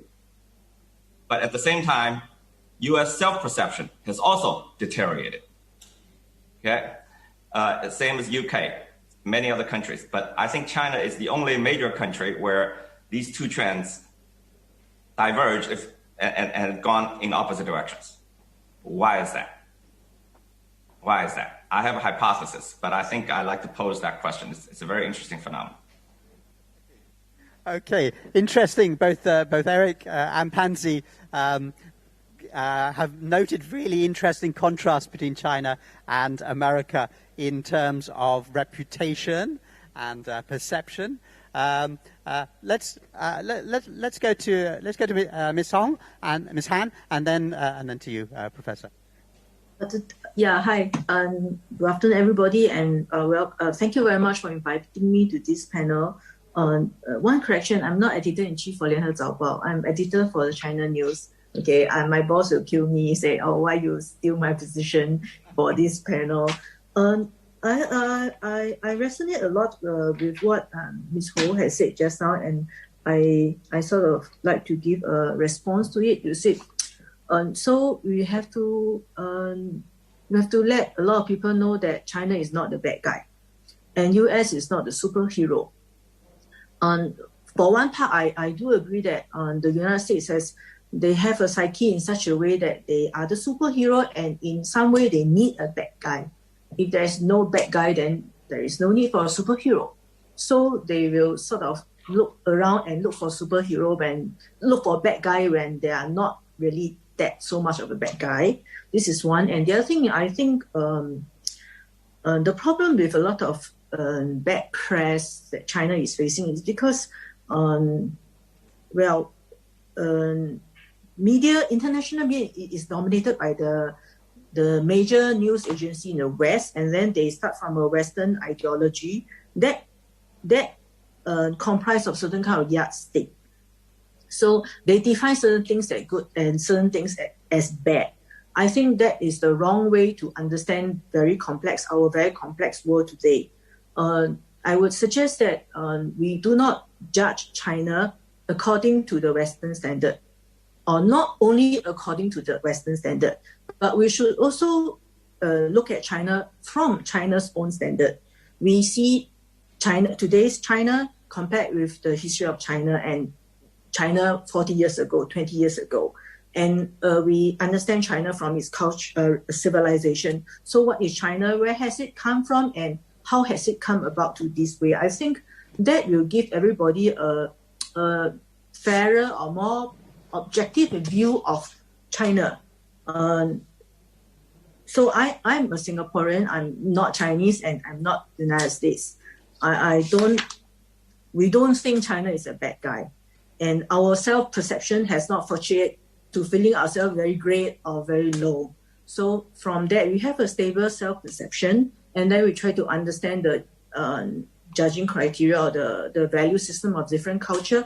That will help us see the best of both worlds. So I feel that is how everybody actually should try to understand the world, and especially important for understanding China, or else you'll be very skewed and not very fair when you make a lot of judgment, and that will maybe you will make the wrong decisions and bring disaster to yourself and to a lot of other people in the world. Thank you very much, Yong Hong. Professor Jun. In my opinion, why is China being considered a bad guy? I think there are three reasons. One is the difference. The other one is the change. The third one is the future. In terms of the difference, because culturally China is different from the West world, especially the United States, and also institutionally, China has a different economic, political, cultural regimes and systems. So people are afraid of something they're not familiar with. I think that's the first thing. The second thing, I think, is the change. As my friend Eric just mentioned, that China has now a change in position in the world, and people have a change in perception of themselves. So I think that's a big reason that people, especially the American people, would feel that China is different, so different from the China back in the 1970s or 1980s. So it's also something they're not familiar with. I think the third thing is future. What's our future position in the world? It's uncertain. but there's something looming in the background that China might be the superpower of the 21st century or the 22nd century. So people are afraid of that. People are not getting used to that new perception of the future. So I think difference and change and the future might be the reasons why China is being considered the evil guy. You know, it's been said that all governments are trying to do the same thing. They try to enhance life. They try to eradicate poverty. They try to run their countries in a safe, uncorrupt way. They're all very similar. So why is China perceived differently? Pansy, can you comment on that? China's alleviating poverty. Why is it not celebrated? First of all, I do agree and concur with all the my peers on this panel to say that there's not been sufficient objective research and due diligence even done on how China government had fared. Unfortunately, everybody was still just stuck on one concept that in China today, of course, we still are practicing, again, a totally different sort of social and political regime, which for 1.4 billion people, that had proven to be effective. And they are currently actually having, in fact, probably the best ever, kind of quality of life, which why aren't people actually talking about it? Well, I can warrant you 1.4 billion people in China are talking about it, except it doesn't land on the ears of the, other countries. Well, today this panel was about talking about our China story. We're talking about, you gave us, a long questionnaire, basically covering mainly how do we try to instill the sort of credibility, and how are we going to actually motivate media, especially Western or international media, to basically, cover that end of the story. Well, when I was young, I almost actually ventured into your business. I wanted to go into university actually learning journalism. I'm so glad I didn't. I'm sorry. But, because that has changed so much. The whole goalpost has really moved. I was motivated, as a bright, young, person with a lot of imagination and also my dream to help the world, to, contribute, thinking that journalism was there to speak the truth. Except now, honestly, we all know, and I think in the earlier sessions, there was another, obviously speaker who basically mentioned, how do you define the truth? It's in whose perspective. Sometimes it's not exactly fake or the lie, except then people with different perspective will talk about things in a different manner. Now, we talk so much about cultural differences. America thinks they are the vanguard and the defender of humanity and democracy and the truth, except maybe they should also think that some of their ideas about the rest of the world today are not actually the most updated. They need to do their due diligence properly, not just basically making assertions. I'm sorry if I'm taking up too much time, but I think it's interesting because when I left home, BBC was, I was watching the news, and there you are, you have President Biden saying, I had a 2-hour conversation with President Xi, and next, we are still maintaining that we're going to have the my meeting with Putin. And for both of these world leaders, I have been advocating the same tagline, which is, I was telling them, I'm watching you. We will still continue to be making sure that the world is peaceful, and, we are going to be upholding humanitarian, principles. What he didn't say is throughout that 2 hours, I was quite interested. I wanted to ask, what did President Xi reply to you? Probably he was talking about the same thing, except, you are coming from different perspectives. So maybe, in the future, the media should say, well, you know what? It's not just eroding one side of the truth, but rather evaluating it from the different perspectives. Okay, very interesting point from Pansy. Eric, can you take that onwards? Well, look, yes, okay. I have a hypothesis about why this is happening, why China is getting much, much worse press in the last few years, okay, and why this opposite trends are taking place, as I spoke about earlier, okay. And again, I'm hypothesizing here. I could be wrong, okay. So my hypothesis goes as follows. Obviously, the most powerful media in the world are Western media. They control the papers, they control the channels, they control the content, they set the agenda, all right? And Western media, I believe, had always had a preset narrative about China and China's place in a much grander narrative that they had about the world, okay? And they've been selling that narrative to their publics for many, many decades, ever since the end of the Cold War. So from the 1990s till about 2012, I would say, the narrative about China had always been that, you know, China had been constantly at crossroads. You know, China must choose which path it would take. Like former President Bill Clinton used to say that China needs to get on the right side of history. China had a choice. They're helping China develop, but China needs to choose. It's at a crossroads. And obviously the point that they're making is that China must become a liberal society. They must adhere to liberal values and increasingly practice liberal politics and liberal economics. Okay. And if China becomes liberal, China will succeed. If China becomes not liberal, China will fail. And if you read the reports, read Western media reports about China from the 1990s through 2012, I bet you that's sort of the story you will get. Okay. Now, from 2012 on, things have changed. They have woken up. They have realized, and China made it clear beginning 2012, that China is not choosing the path prescribed by the West. China was kind of ambivalent before, maybe. I mean, it wasn't ambivalent really. They made it clear, but the West, you know, chose to ignore it, and they didn't. China was didn't really come out and say it too much in their face.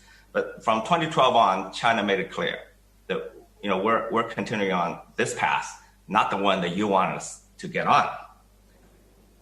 At the same time, China has continued to succeed. Okay, they were succeeding, and they made clear they were on a different path. They weren't thinking about this other path. Okay, and from 2012 on, they said, no, we're not getting on this path that you want us to get on. Yet they continue to succeed. Now, to make matters worse for the West, Western liberal societies began to fail around the same time. So their narrative is in trouble. They can't deal with it.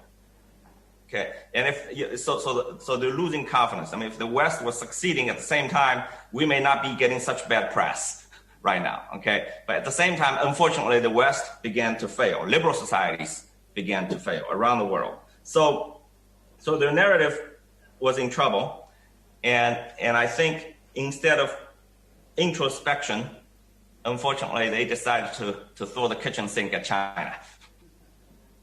I think that is what's been happening, and I think it's unfortunate. And it's unfortunate for the West because what the West really needs is introspection. And they're missing that window of opportunity to recover from their problems, all right? And for the West. But, I mean, I think the bad press is gonna hurt the West more than it hurts China, because it's blinding the Western publics about what's wrong with their own societies, and it's portraying a China that's so far from reality. And Western media is also, and the elites are losing credibility inside China. You know, for a long time, Western criticism about China from the West actually had some market inside China. There was some support within China, especially among the elites. They're sympathetic to some of the Western criticisms about corruption, about the environment, about society's ills, you know, even about some human rights issues. But the last few years, we've seen a sea change because Western media had gone to the extreme And the Chinese publics are seeing a China that's being portrayed in the West that is so dramatically different and opposite from the China they experience and live every day of their lives. And we notice that, we see that through the pandemic, through the Trump years, and to now. So I think it's irreversible that the Western media and opinion leaders and elites have lost credibility with Chinese publics. Okay, very interesting and that's a big point. loss for them. Would you like to take that up, Hong Kong? Yeah, thank you very much. Very interesting comments, and actually I cannot say that I disagree with you, disagree with either of the panelists. But I got some things to add on. Is I think, as an outsider, I think some of the bad press that China is receiving, or some of the media, some of the very bad things they say about China are just sinister.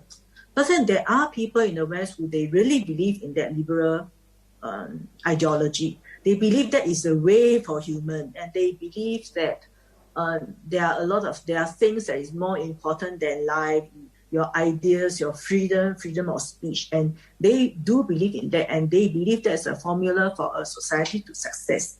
So I feel that is quite one-sided. But I would not suggest we look at all the bad press from an evil perspective, that they have something evil, that some bad motives behind it. So this is one thing I like to add. And the other thing is, I agree that actually a lot of the bad press is a reflection of the problems that the Western society is itself facing. Okay, and they do need introspection. But I am a bit worried that for China, and a lot of the netizens, when we are too carried away by your own success, you will meet risks in future. Like the panel before, one of the speakers was saying that, now the U.S. is all the money goes to go to China and go to Shanghai. The big companies go to China. I feel that we do have to have a balanced view. Even the Chinese leader is not saying that China is going to replace U.S. Even China leader will say that China and U.S. will coexist. I think for us as intellectual, or when you're in a better position, we can think of it in a more balanced way. We don't agree to the bad press or the China framing or the China bashing, but we could frame this with our logic and with our objectivity to win people over, rather than becoming like the people we criticize. Yeah. Thank you very much. Thank you. Professor? Yeah, I agree with everything my panel members just said. I think there are some people in the West, of course, they are strategically trying to demonize China. And so, but I think that's very few people, which we probably I don't want to talk about today. What I want to talk about today is what Ms. Hanyon Kong just said, that some other people in the West who are very critical of China. Some of them are my friends in the Western media, including the very leading newspapers and journals. I think there are two things that are in their mind. One is that our system is the better one, and we want you to follow our way. So as long as you are becoming more and more like us, you will get better in terms of everything. So they really wanted to share with you something they feel good and they have experienced by themselves. The other people, I think there are another group of people, they are also, as I just said, they're not familiar with exotic things, everything exotic. So in an exotic culture like China's culture, in a foreign culture, they suspect anything that taking place in this exotic culture. So they wanted also to reform, to correct, to in their way to better the situation in a foreign culture, and also they wanted the two cultural pathways can converge at the end of the day. So I think these people have some goodwill, have some good sort of in a way, they're all very kind friends, but they have very unique thoughts about how to deal with the foreign culture, how to deal with everything taking place in the foreign culture. So I think in terms of international communication, in terms of telling China's story, this should be one of our most important targeted audience that we should speak to them and communicate. Yeah. Yes, Pansy? Can I jump in? I cannot agree more. I think that has been, in fact, what we have been all trying to get to. Nobody is saying that there are, specifically there are media out there with a, bad faith, or even within the U.S. government that they definitely just, are evil or planning, to target, to bring down, another country. Except there's always the dominance of, when we keep talking about today the importance of cultural diversity, except more often than not, the more dominant culture always wants to, try even as maybe a gesture of goodwill to disseminate everything that they think about their own superiority, about why you should all, I'm sharing, as to the professor was saying, I'm sharing with you, learn from us, this is the better way. Except that is exactly against the whole notion and concept of cultural diversity, because that becomes monoculture or homogenization of cultures. I mean, if we understand what is the need for cultural diversity, it is, after all, down to respect and, even having if you are in the dominant position, you have the power, you have the capability and the resources, including utilizing media and all sorts of, platforms to help the other culture to preserving and to be able to also enhance and evolve their own culture in a modern manner, but not necessarily to have to follow others. And I think in that respect, China has a lot to share. After all, we're not here to compete, because I also don't like always going back and then suddenly say, well, but we have 5,000 years of culture ahead of, your 300. What's the point? This is not a competition of whose culture has been longer, deeper, broader, but we all need to get back and talk about the modern day terms, especially for the young people who may or may not even, have a long understanding of their own history, let alone other people's history. So why can't we all, just help each other and share our culture, but not through dominance? Okay, very interesting point there. And it speaks to the fact that East and West can be quite different in terms of personality. Biden said recently that who will win the 21st century? Why does somebody have to win? Couldn't we all win?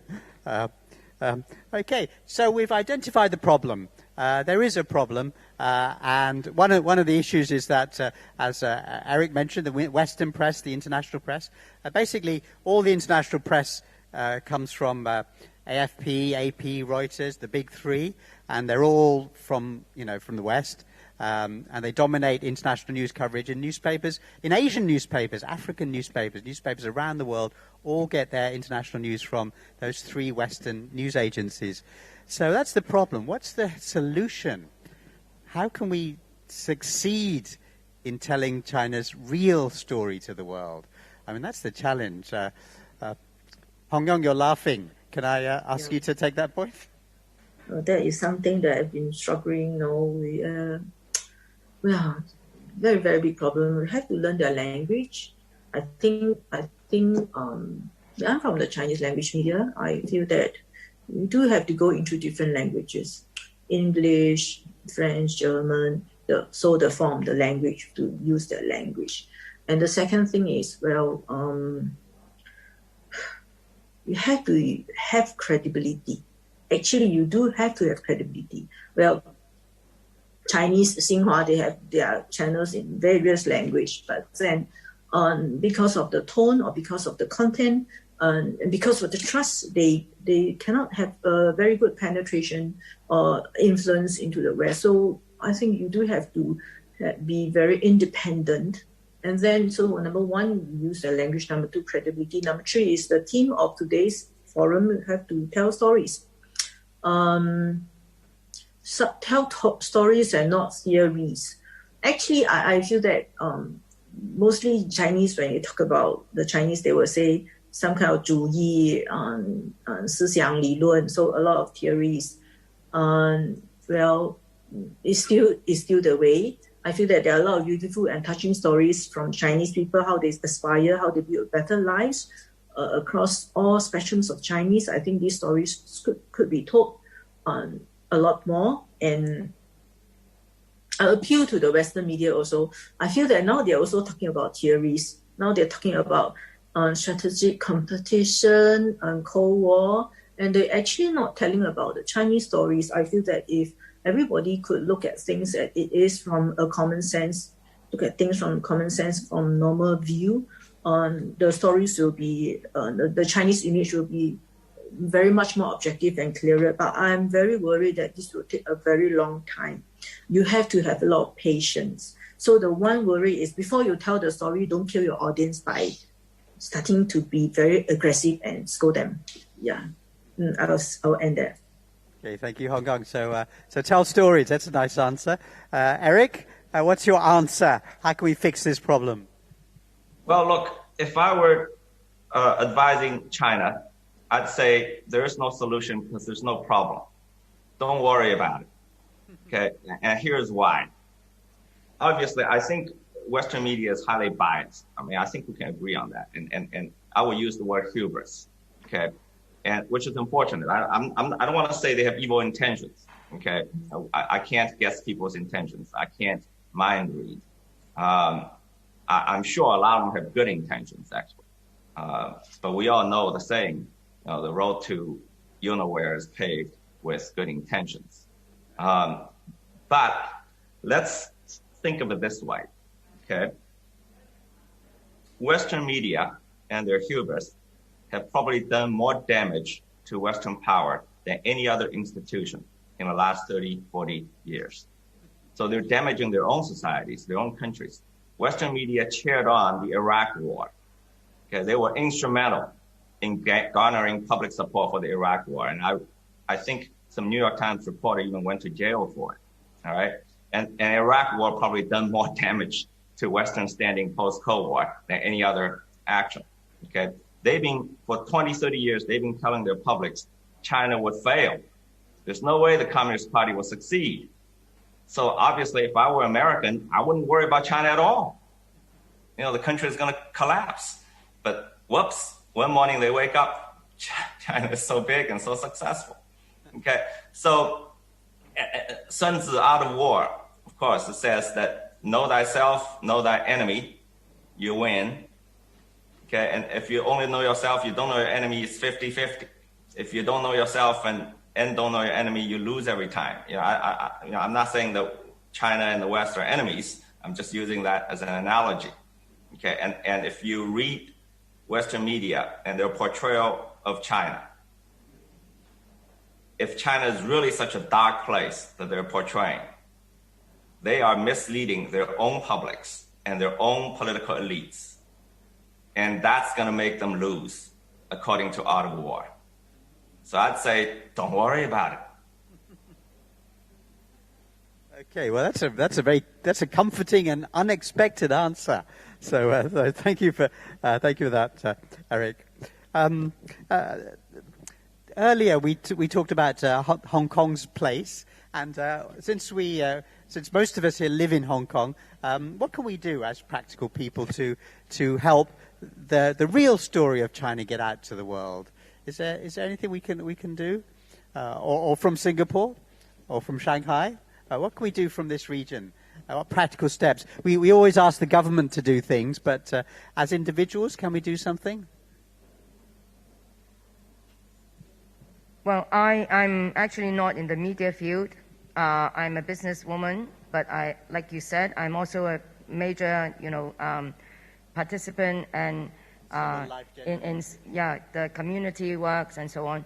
So you did mention about the Women's Federation of Hong Kong, and I still recall in 2019, in the heat of the social unrest, there was simply just not possible for anybody to want to even have a chance to, air their frustrations, let alone to tell the story, or to, make, more media focusing back on the regular people, who are suffering, the people who really are concerned, worried for their own safety, for their own livelihood, and, the future of Hong Kong, the place where they live in. So we were never being asked by anybody, but because we were women, and naturally, we are the first to always sit down and talk about, and lament about, our fears and future. So I was being approached by so many of our own members that we decided that since we, that even the government could not be in a position to speak out, we did something that was quite amazing. Come to think back, at that point, we were not even considering the consequences, but we ourselves initiated and organized an event on April 25th. It's called now the April 25th exercise amongst all the women. It's a women forum with all the NGOs in the coalition. And so we joined hands. We put together just on our own efforts without anybody, helping. But we did a 1,000 plus, 1,000 strong attendant kind of forum at the convention center, and we were working together. Of course, not just all by ourselves. We were working together with the Gongren, Gongday, the Speak Out Hong Kong online media, and apparently they have a huge. They were also, doing their own collation of important imageries and content. So they helped us out, and together we put together this within 2 weeks, all by ourselves, just a bunch of women who love Hong Kong. And they helped us produce an 8-minute video showing the true situation of, and they relying on, they have some, 30,000 kind of imageries on their own archives. So that's a PPP kind of notion. It's really just from, the citizens who initiated and who wanted to speak out. And we can draw on that sort of a collaboration. And we can continue to talk on more. We even organized during the same timing a Women Power Forum, which we had planned for over a year. And it happened to also, was going to happen in July that year, in 2019. Everybody had dropped all of these major events and symposiums, but we determined we wanted to go ahead. And in fact, that was the only event during that year that our chief executive, Ms. Carrie Lam, actually came and officiated without, in fact, any disturbances. So I think we can instill more of that sort of a collaboration. In fact, that's the whole point. People have to speak up for ourselves. We can't just always complain, blame it on, either the, all the institutions, be it the government, the media, and so on. Well, I mean, may I say, Pansy, that you're quite brave because you spoke up when it was very dangerous to speak up. I mean, and very few people were speaking up. I mean, did you feel scared? I wasn't then. Honestly, I wasn't thinking, to be honest. When we knew that we had this opportunity, it wasn't planned. It wasn't something that, had been substantially strategized by anybody. In fact, nobody from the government, from within the government, nobody, came to ask me to do it. We are a entity that has that qualification because we have been a consultative member of the UN, organization. So we could, and we realized that we could. So we are just determined to go. Subsequently, of course, there were some, honest kind of concerns, but after which everybody was saying, well, you did the right thing. You shouldn't have to be, ashamed of or worried about that. And, at least that was a breakthrough, and I believe we would definitely continue to encourage more, people to do the same, to speak out. Professor Jung, would you like to comment? Yeah, I think what we should do in this globalized age, I think in a globalized age, everyone is telling the China story, someone to a larger audience, some people to a smaller audience, but large or small, they're all important. I think when we're telling the China story, I think it's important that we tell a fact-based story that is factual, and also we tell a consistent story. story. Our messages have to be consistent. The other thing I think is important is that we tell our story in a cultivated way. That because since my college year, I read Ms. Hanyon Kong's China reports. We know it's very well written, and they're factual based. And everyone is attracted to Eric's TED Talk. So these are messages that are delivered in a cultivated way, and people can enjoy it. And also the third thing I think is important is our China, when we tell our China story, it has to be communicative. Communication and telling stories is not a one-way road, it should be a two-way road. It's a two-way of exchange that we have to have a conversation, have a dialogue with the international audience. So that's my view, yeah. Well, let's go in that direction of facts and numbers. I think sometimes we forget how small the West is. So the USA is 4.7% of humanity. Europe, 200 million people. That's Western Europe is about maybe 3% of humanity. We're talking about a Western world. It's actually a very small. It's less than 10% of humanity. What about Africa and Southeast Asia and South America? What are their perceptions of China? Do you think they share Western perception of China? Or do you think they're open to a positive view of China? India, Sri Lanka, Bangladesh, other places. Anybody like to take up that point? Well,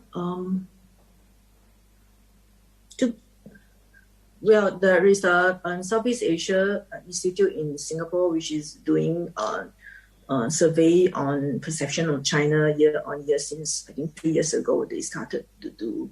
And then the perception is most of the Southeast Asian countries welcome the rise of China and they feel that the economic influence of China is growing.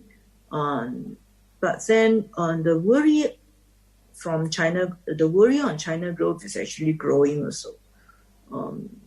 Well, I think Southeast Asian do not look at China like a big bully and the US is a superhero savior of the world. No. But then do they look at China as a savior of the world? Maybe not. They will be worried that China will be a bit like US. China will be a bit like US or China is like US in a different way. So we hope that we can have a good, strong, rising China, which is a better version of what we had from US. Maybe that is how I will frame it. Right. Eric, would you like to comment on this point? So US is not perfect, yeah. Right. The United States is not perfect, yeah. And there are problems with China also. I think the most important long-term work belongs to people like Professor Yan. Okay, I think what's missing in the long term, not in the immediate term, like I said, there's no solution. I'm not sure if we need a solution in the short term. But longer term, I think Chinese intellectuals need to come up with conceptual frameworks that could carry us forward and carry the world forward for the good of the world. And we need to offer alternatives to challenge predetermined Western concepts. For instance, the idea of democracy. Okay, and the West has monopolized the idea of democracy. I think to their own detriment. What they really mean when they say democracy is liberal democracy. What they really mean is there's only one form of democracy. You have to be liberal to be democratic. If you're not liberal, you're necessarily not democratic. And what is liberalism? Liberalism, of course, is about values. But on the ground, in practice, liberalism is about procedures. There's a set of procedures. If you followed those procedures, liberal procedures, then by definition, you're democratic, even if you're starving to death. Okay? But if you don't follow those procedures, even if you're prosperous, your people's lives are improving, they have great expectations about the future, you're not democratic. So I would say that democracy ought to be measured by outcome, not by procedure. Okay. I don't care how many times you vote, but if you can't deliver a better life to your people, if you can't protect them from a virus, you're not democratic. And I'm not a theorist, I'm just throwing these ideas out. It's up to people like Professor Yan to work and theorize and come up with ideas for the world and for our own sake too. I think the world needs new ideas. That's very interesting. So democratic government is Asia is feeding its people. China is feeding its people. Is that more democratic than a Western country that calls itself democratic but doesn't look after its people well? What do you think? To echo with to echo with Mr. Lee, I think according to China's own standard, China is democratic. Which is, I push my point is, you said you should judge whether you're democratic, you should gauge whether by the product, outcome. I'll say you gauge it from your own civilization, you gauge it from your own history. China is definitely much more democratic than it was long ago. And according to what the Chinese ideas and what they want, people want a better life, I think it's fair to say that they are democratic. Yeah. Anybody else like to comment on that one? Okay, I'll do one more question, but I've noticed there's some quite interesting people in the audience. We've got a couple of questions from here, but I see Ronnie there and Kennedy and Mr. Tam. If anybody would like to ask a question of these interesting people, do join in. So I'll ask one more, but let's exploit these wonderful people we have in the audience a bit more. Okay, so one more from me. We all know personally journalists from different places. And as several of you have said, a lot of them are they're not bad people. They're just stuck in a certain mindset. How can we gently improve the mindset without being accused of brainwashing them or you know, with the phrase wolf warrior? We get condemned as wolf warriors if we say anything positive about China. How can we solve this problem? Professor Jun? Professor Yan? I don't have a magic solution for that, but I think there are several things we might be able to do. As the late Premier Zhou Enlai said, that it's important to make friends with people who have a different point of view. So I think through friendship, people might understand each other more. And also there are things we might do, like is to get them into the scene, to get them into China, and to have them have a first sort of person experience, to have actual experience in China. Last but not least, I think when people are stuck with mindset, with a singular mindset, as Nuri just mentioned, when they are stuck, we should be more open. We should remain open to the world and to different points of view. And this is also a way of exchange, of communicative exchange. And as Michelle Obama said, when people are going low, we can go high. So that's something that's very important. When people are close, we keep open, and people are going low, we remain high. Yeah. Yes. Again, I can't agree more. I'll give you actually a account of a real life story, just to put things in perspective. Enough about all the discussions on ideologies and so on. So you do know that I am a business partner with a major U.S. entity. I'm a partner with MGM in Macau, operating a gaming and tourism business. So 15 years ago, when we signed the deal, and then I said, okay, let's start planning on our project, because we have been awarded the concession, and now we have got to design our project. The U.S. partner told me, don't worry, we will design the project. I said, why? Why are you the one designing the project? This is a joint venture. It's a joint venture, equal joint venture, by the way. In fact, that concession actually is under my name, by the way, because only I have the qualification as a local resident to earn that, concession. I said, but don't you want my help? Isn't that the whole point about our partnership? They said, but you don't know how to run it the way we run our, business. And that's why you need our help. Okay. Clear. Now we're clear. So they think I want to go into business as a partner with them because I didn't know how to do it and I needed the help. I said, but wait. Are you going to bring me your U.S. customers? They said, of course not. Who is going to fly, over to come to play in a little place like Macau? We don't even know, where it was until now we are in business with you. I said, exactly. So you do want to actually capture more of the Chinese, hopefully, and of course Asian markets as well. And that's where you come in. Okay, great. At least we agree on something, all right? So I do have some expertise that I can offer. In that respect, will you actually believe me that we should all go and take a look at China? Have you been to China? I asked my partner. Proudly, he replied, no. No was the answer. I said, never? Never. Well, aren't you even curious that you are coming and investing in this place and really want to make, a lot of money? So, it's just all the same. I said, no, it's not all the same. You need to understand what China is all about.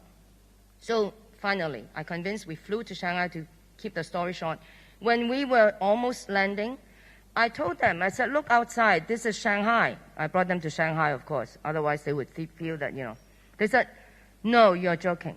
I said, why? Why am I lying to you? Why should I be lying to you about where we're going? We're going to Shanghai. We're almost landing.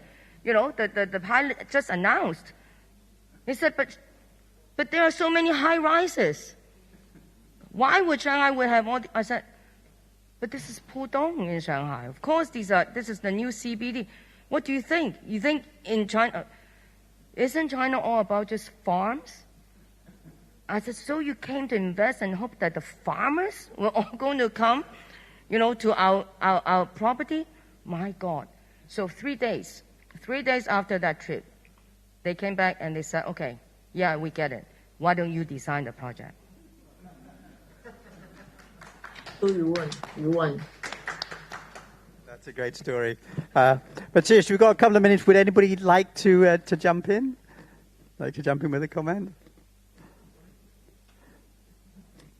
Otherwise, I'll go to the people from the internet who are. Oh, Ronnie would like to jump in. Yes, please.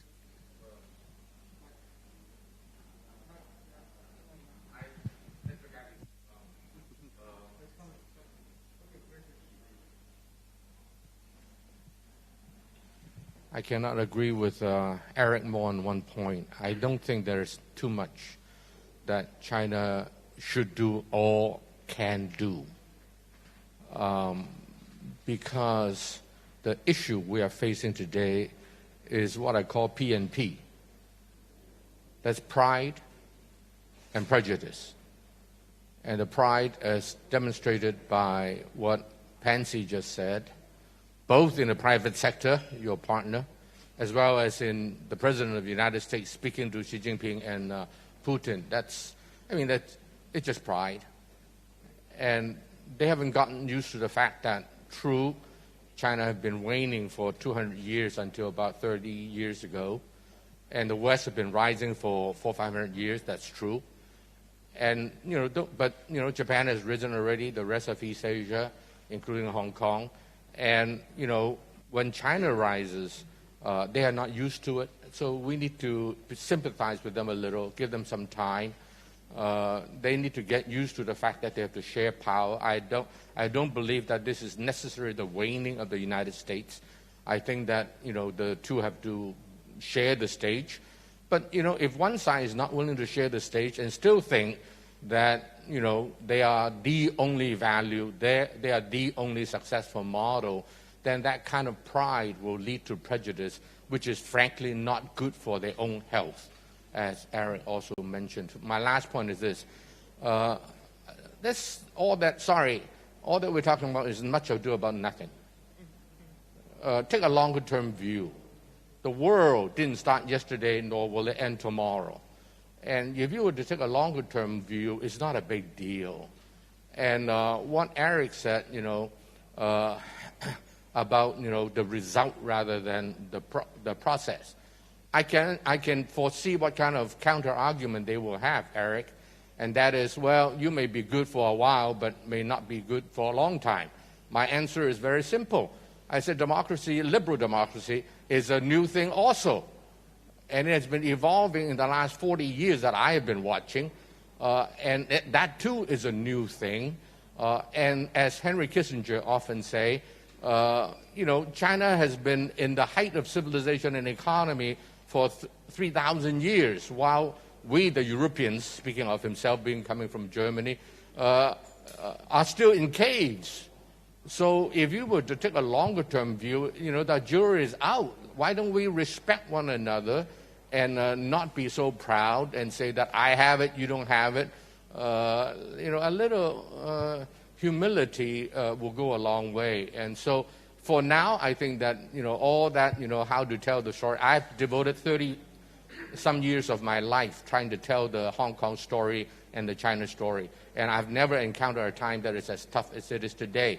But my view is, my conclusion is very similar to that of Eric, and that is, there's nothing we can do. It's pride and prejudice. You're not going to be able to convince the other guy because it's a matter of pride and prejudice. And pride and prejudice also perceived as having an existential threat to them, which is also not true, by the way, in my opinion. But they perceive it that way, and hence strengthens their pride and prejudice, strengthen the prejudice, which is very bad. So it is really very bad for their own health. So I hope that my American friends will really wake up and get back to the discussion table and not be so proud. We all are human beings. We all share the same roots. We have the same, aspirations and desires and fears. And let's be friends. I think that's the only way to tell the China story. They need to tell their story too, by the way. Oh, we can always trust Ronnie to come up with a good line. But thank you. I just want to share some of the comments that have been coming in from the public. There's from Kevin Lau. There's a message from Dr. Kevin Lau addressed to Eric Lee, and it says that you're iconic for bringing the China story and having your TED Talks widely watched. We need to encourage people like you to present and respond engagingly. So we all have to do TED Talks like Eric. And here's a nice comment from Lu San Hung. What do you think of using China's positives, such as healthy lifestyle, Tai Chi, Chinese medicine, beautiful scenery, as a positive way? So using Chinese culture as opposed to politics. I think that's interesting. That very much goes back to what Dr. Herman Hu was saying right at the beginning, I think, which is that go for politics and you end up in a fight, but go for culture and you get the same aim, but in a softer, gentler way. So, so some lovely comments from the listeners. We're nearly out of time. Perhaps could I ask each of you to just make a final statement on this subject of getting China's real story out to the world? Can we start with you, Hong Yong? I have no concluding statements, but actually I agree with Mr. Eric Lee when he previously said, although for different reasons, he said that there is no problem and there's no solution. I would think there is a problem, but actually the solution is not to go to the problem and try to find a solution. So China does what it is doing and keep on giving the people a better life and do what it's doing. I think sometimes you tell a bad story when you want too much to tell a story. Yeah. So the good way to tell a China story is maybe not try very hard. Yeah. Okay, be authentic, I think is what you're saying. Nice. Pansy, have you? Well, I think all in all, from even different views, where we are kind of converging is that it is not easy to tell a story that is so, magnanimous as that of the Chinese people, because we are talking about many years of civilization. Within China, even ourselves, is cultural, and we have the largest diversity. And so how do you tell a homogeneous story? We probably can't, and we're not trying to. We're trying to have people listen to our side, which is to appreciate and respect that we are indeed different. We are almost like, you put all the different parts together and we have a bit of something. Right. It's almost like an impressionist painting. You've got to see through a different lens. We are also the most misunderstood.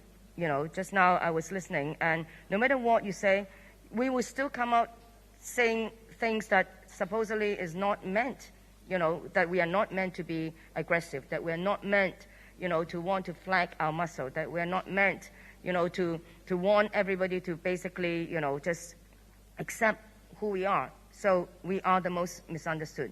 Well, then we ourselves need to do more in terms of basically just, putting the picture correct, making sure that we are not letting people just basically, portray ourselves in that context. Okay. I'm afraid we're right out of time, so we're going to have to end there. But let's all keep in touch. Eric, we want to keep in touch with you, and Professor Jun, Yan, and Hong Kong. Thank you so much. We're going to keep in touch. This is going to be one of a series of events.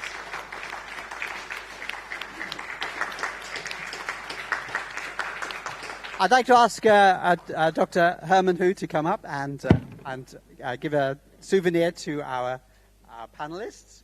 And panelists who are far away, you will receive the souvenir in the mail.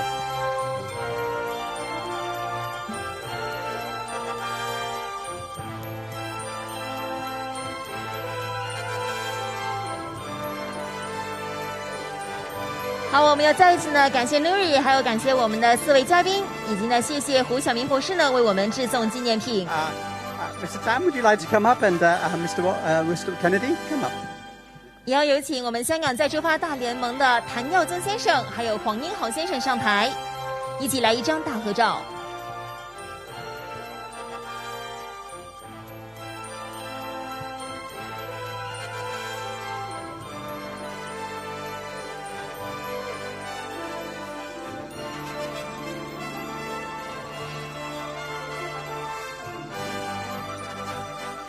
那确实啊，讲好中国故事这个概念呢，在过去几年呢是获得大家的关注。那么接下来，我们怎么样在世界舞台上发挥我们的影响力呢，也是成为了焦点。Thank you very much, ladies and gentlemen. You can take your seats.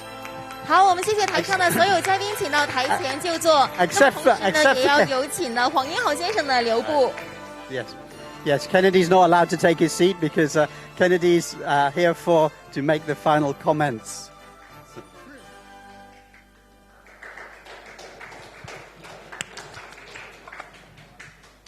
I don't think there's a need for sort of closing comments, but I want to report to you, and of course, thank you all. Herman just told me that Phoenix Net alone, just a few minutes ago, still had 820,000 people watching this forum online. So I'm really happy. So, I think if we add the other platforms, I think, must be over 1 million, people watching. Well, on behalf of the Hong Kong Coalition, I want to thank everybody, Nuri, Jenny, and Yondon for moderating for, this whole event. I just want to share with you a few of my observations. We first started with a state leader telling us, what goes on in mainland China and what opportunities Hong Kong has, and of course the foreign enterprises all have in Chinese economic growth. And then, we had our 2 sessions, not exactly the 2 sessions in Beijing, but we had 2 sessions, very interesting ones. Ronnie is still here. We have the famous Ronnie Chan. We had Alan Seaman. So Ronnie actually used to live in the U.S., for a long time, and Alan kind of grew up in Canada. And then we had a British filmmaker, and then a French cultural expert. So, this is as international, as you can imagine. And this is Hong Kong. So I think Hong Kong is and remains Asia's world city. I don't think it's just Asia. I've traveled all around the world. I think Hong Kong is, probably the world city in the world. And, of course, Nuri, I just checked, you grew up in Sri Lanka.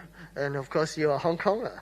And Yondan, Yondan has the sort of Tibetan Chinese. And, and then in our next session, we had, Pansy, a rare speaker, excellent speaker, and Professor Yan, and then we have a Singaporean journalist, and Eric speaking from Shanghai.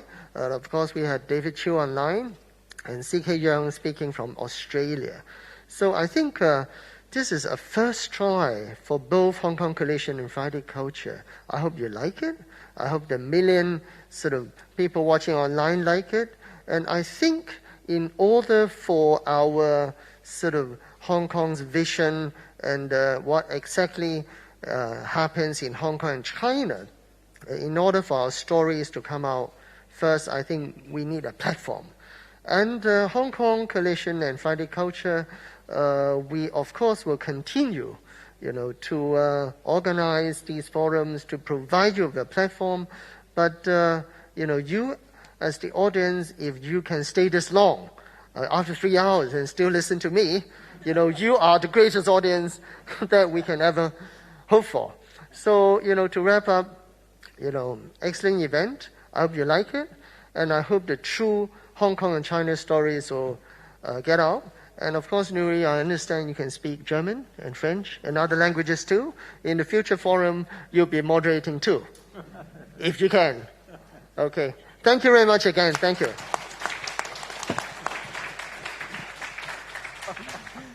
Thank you very much, Kennedy. And that's goodbye for us, but not goodbye forever, because we'll be updating the various websites with details of highlights of this conference.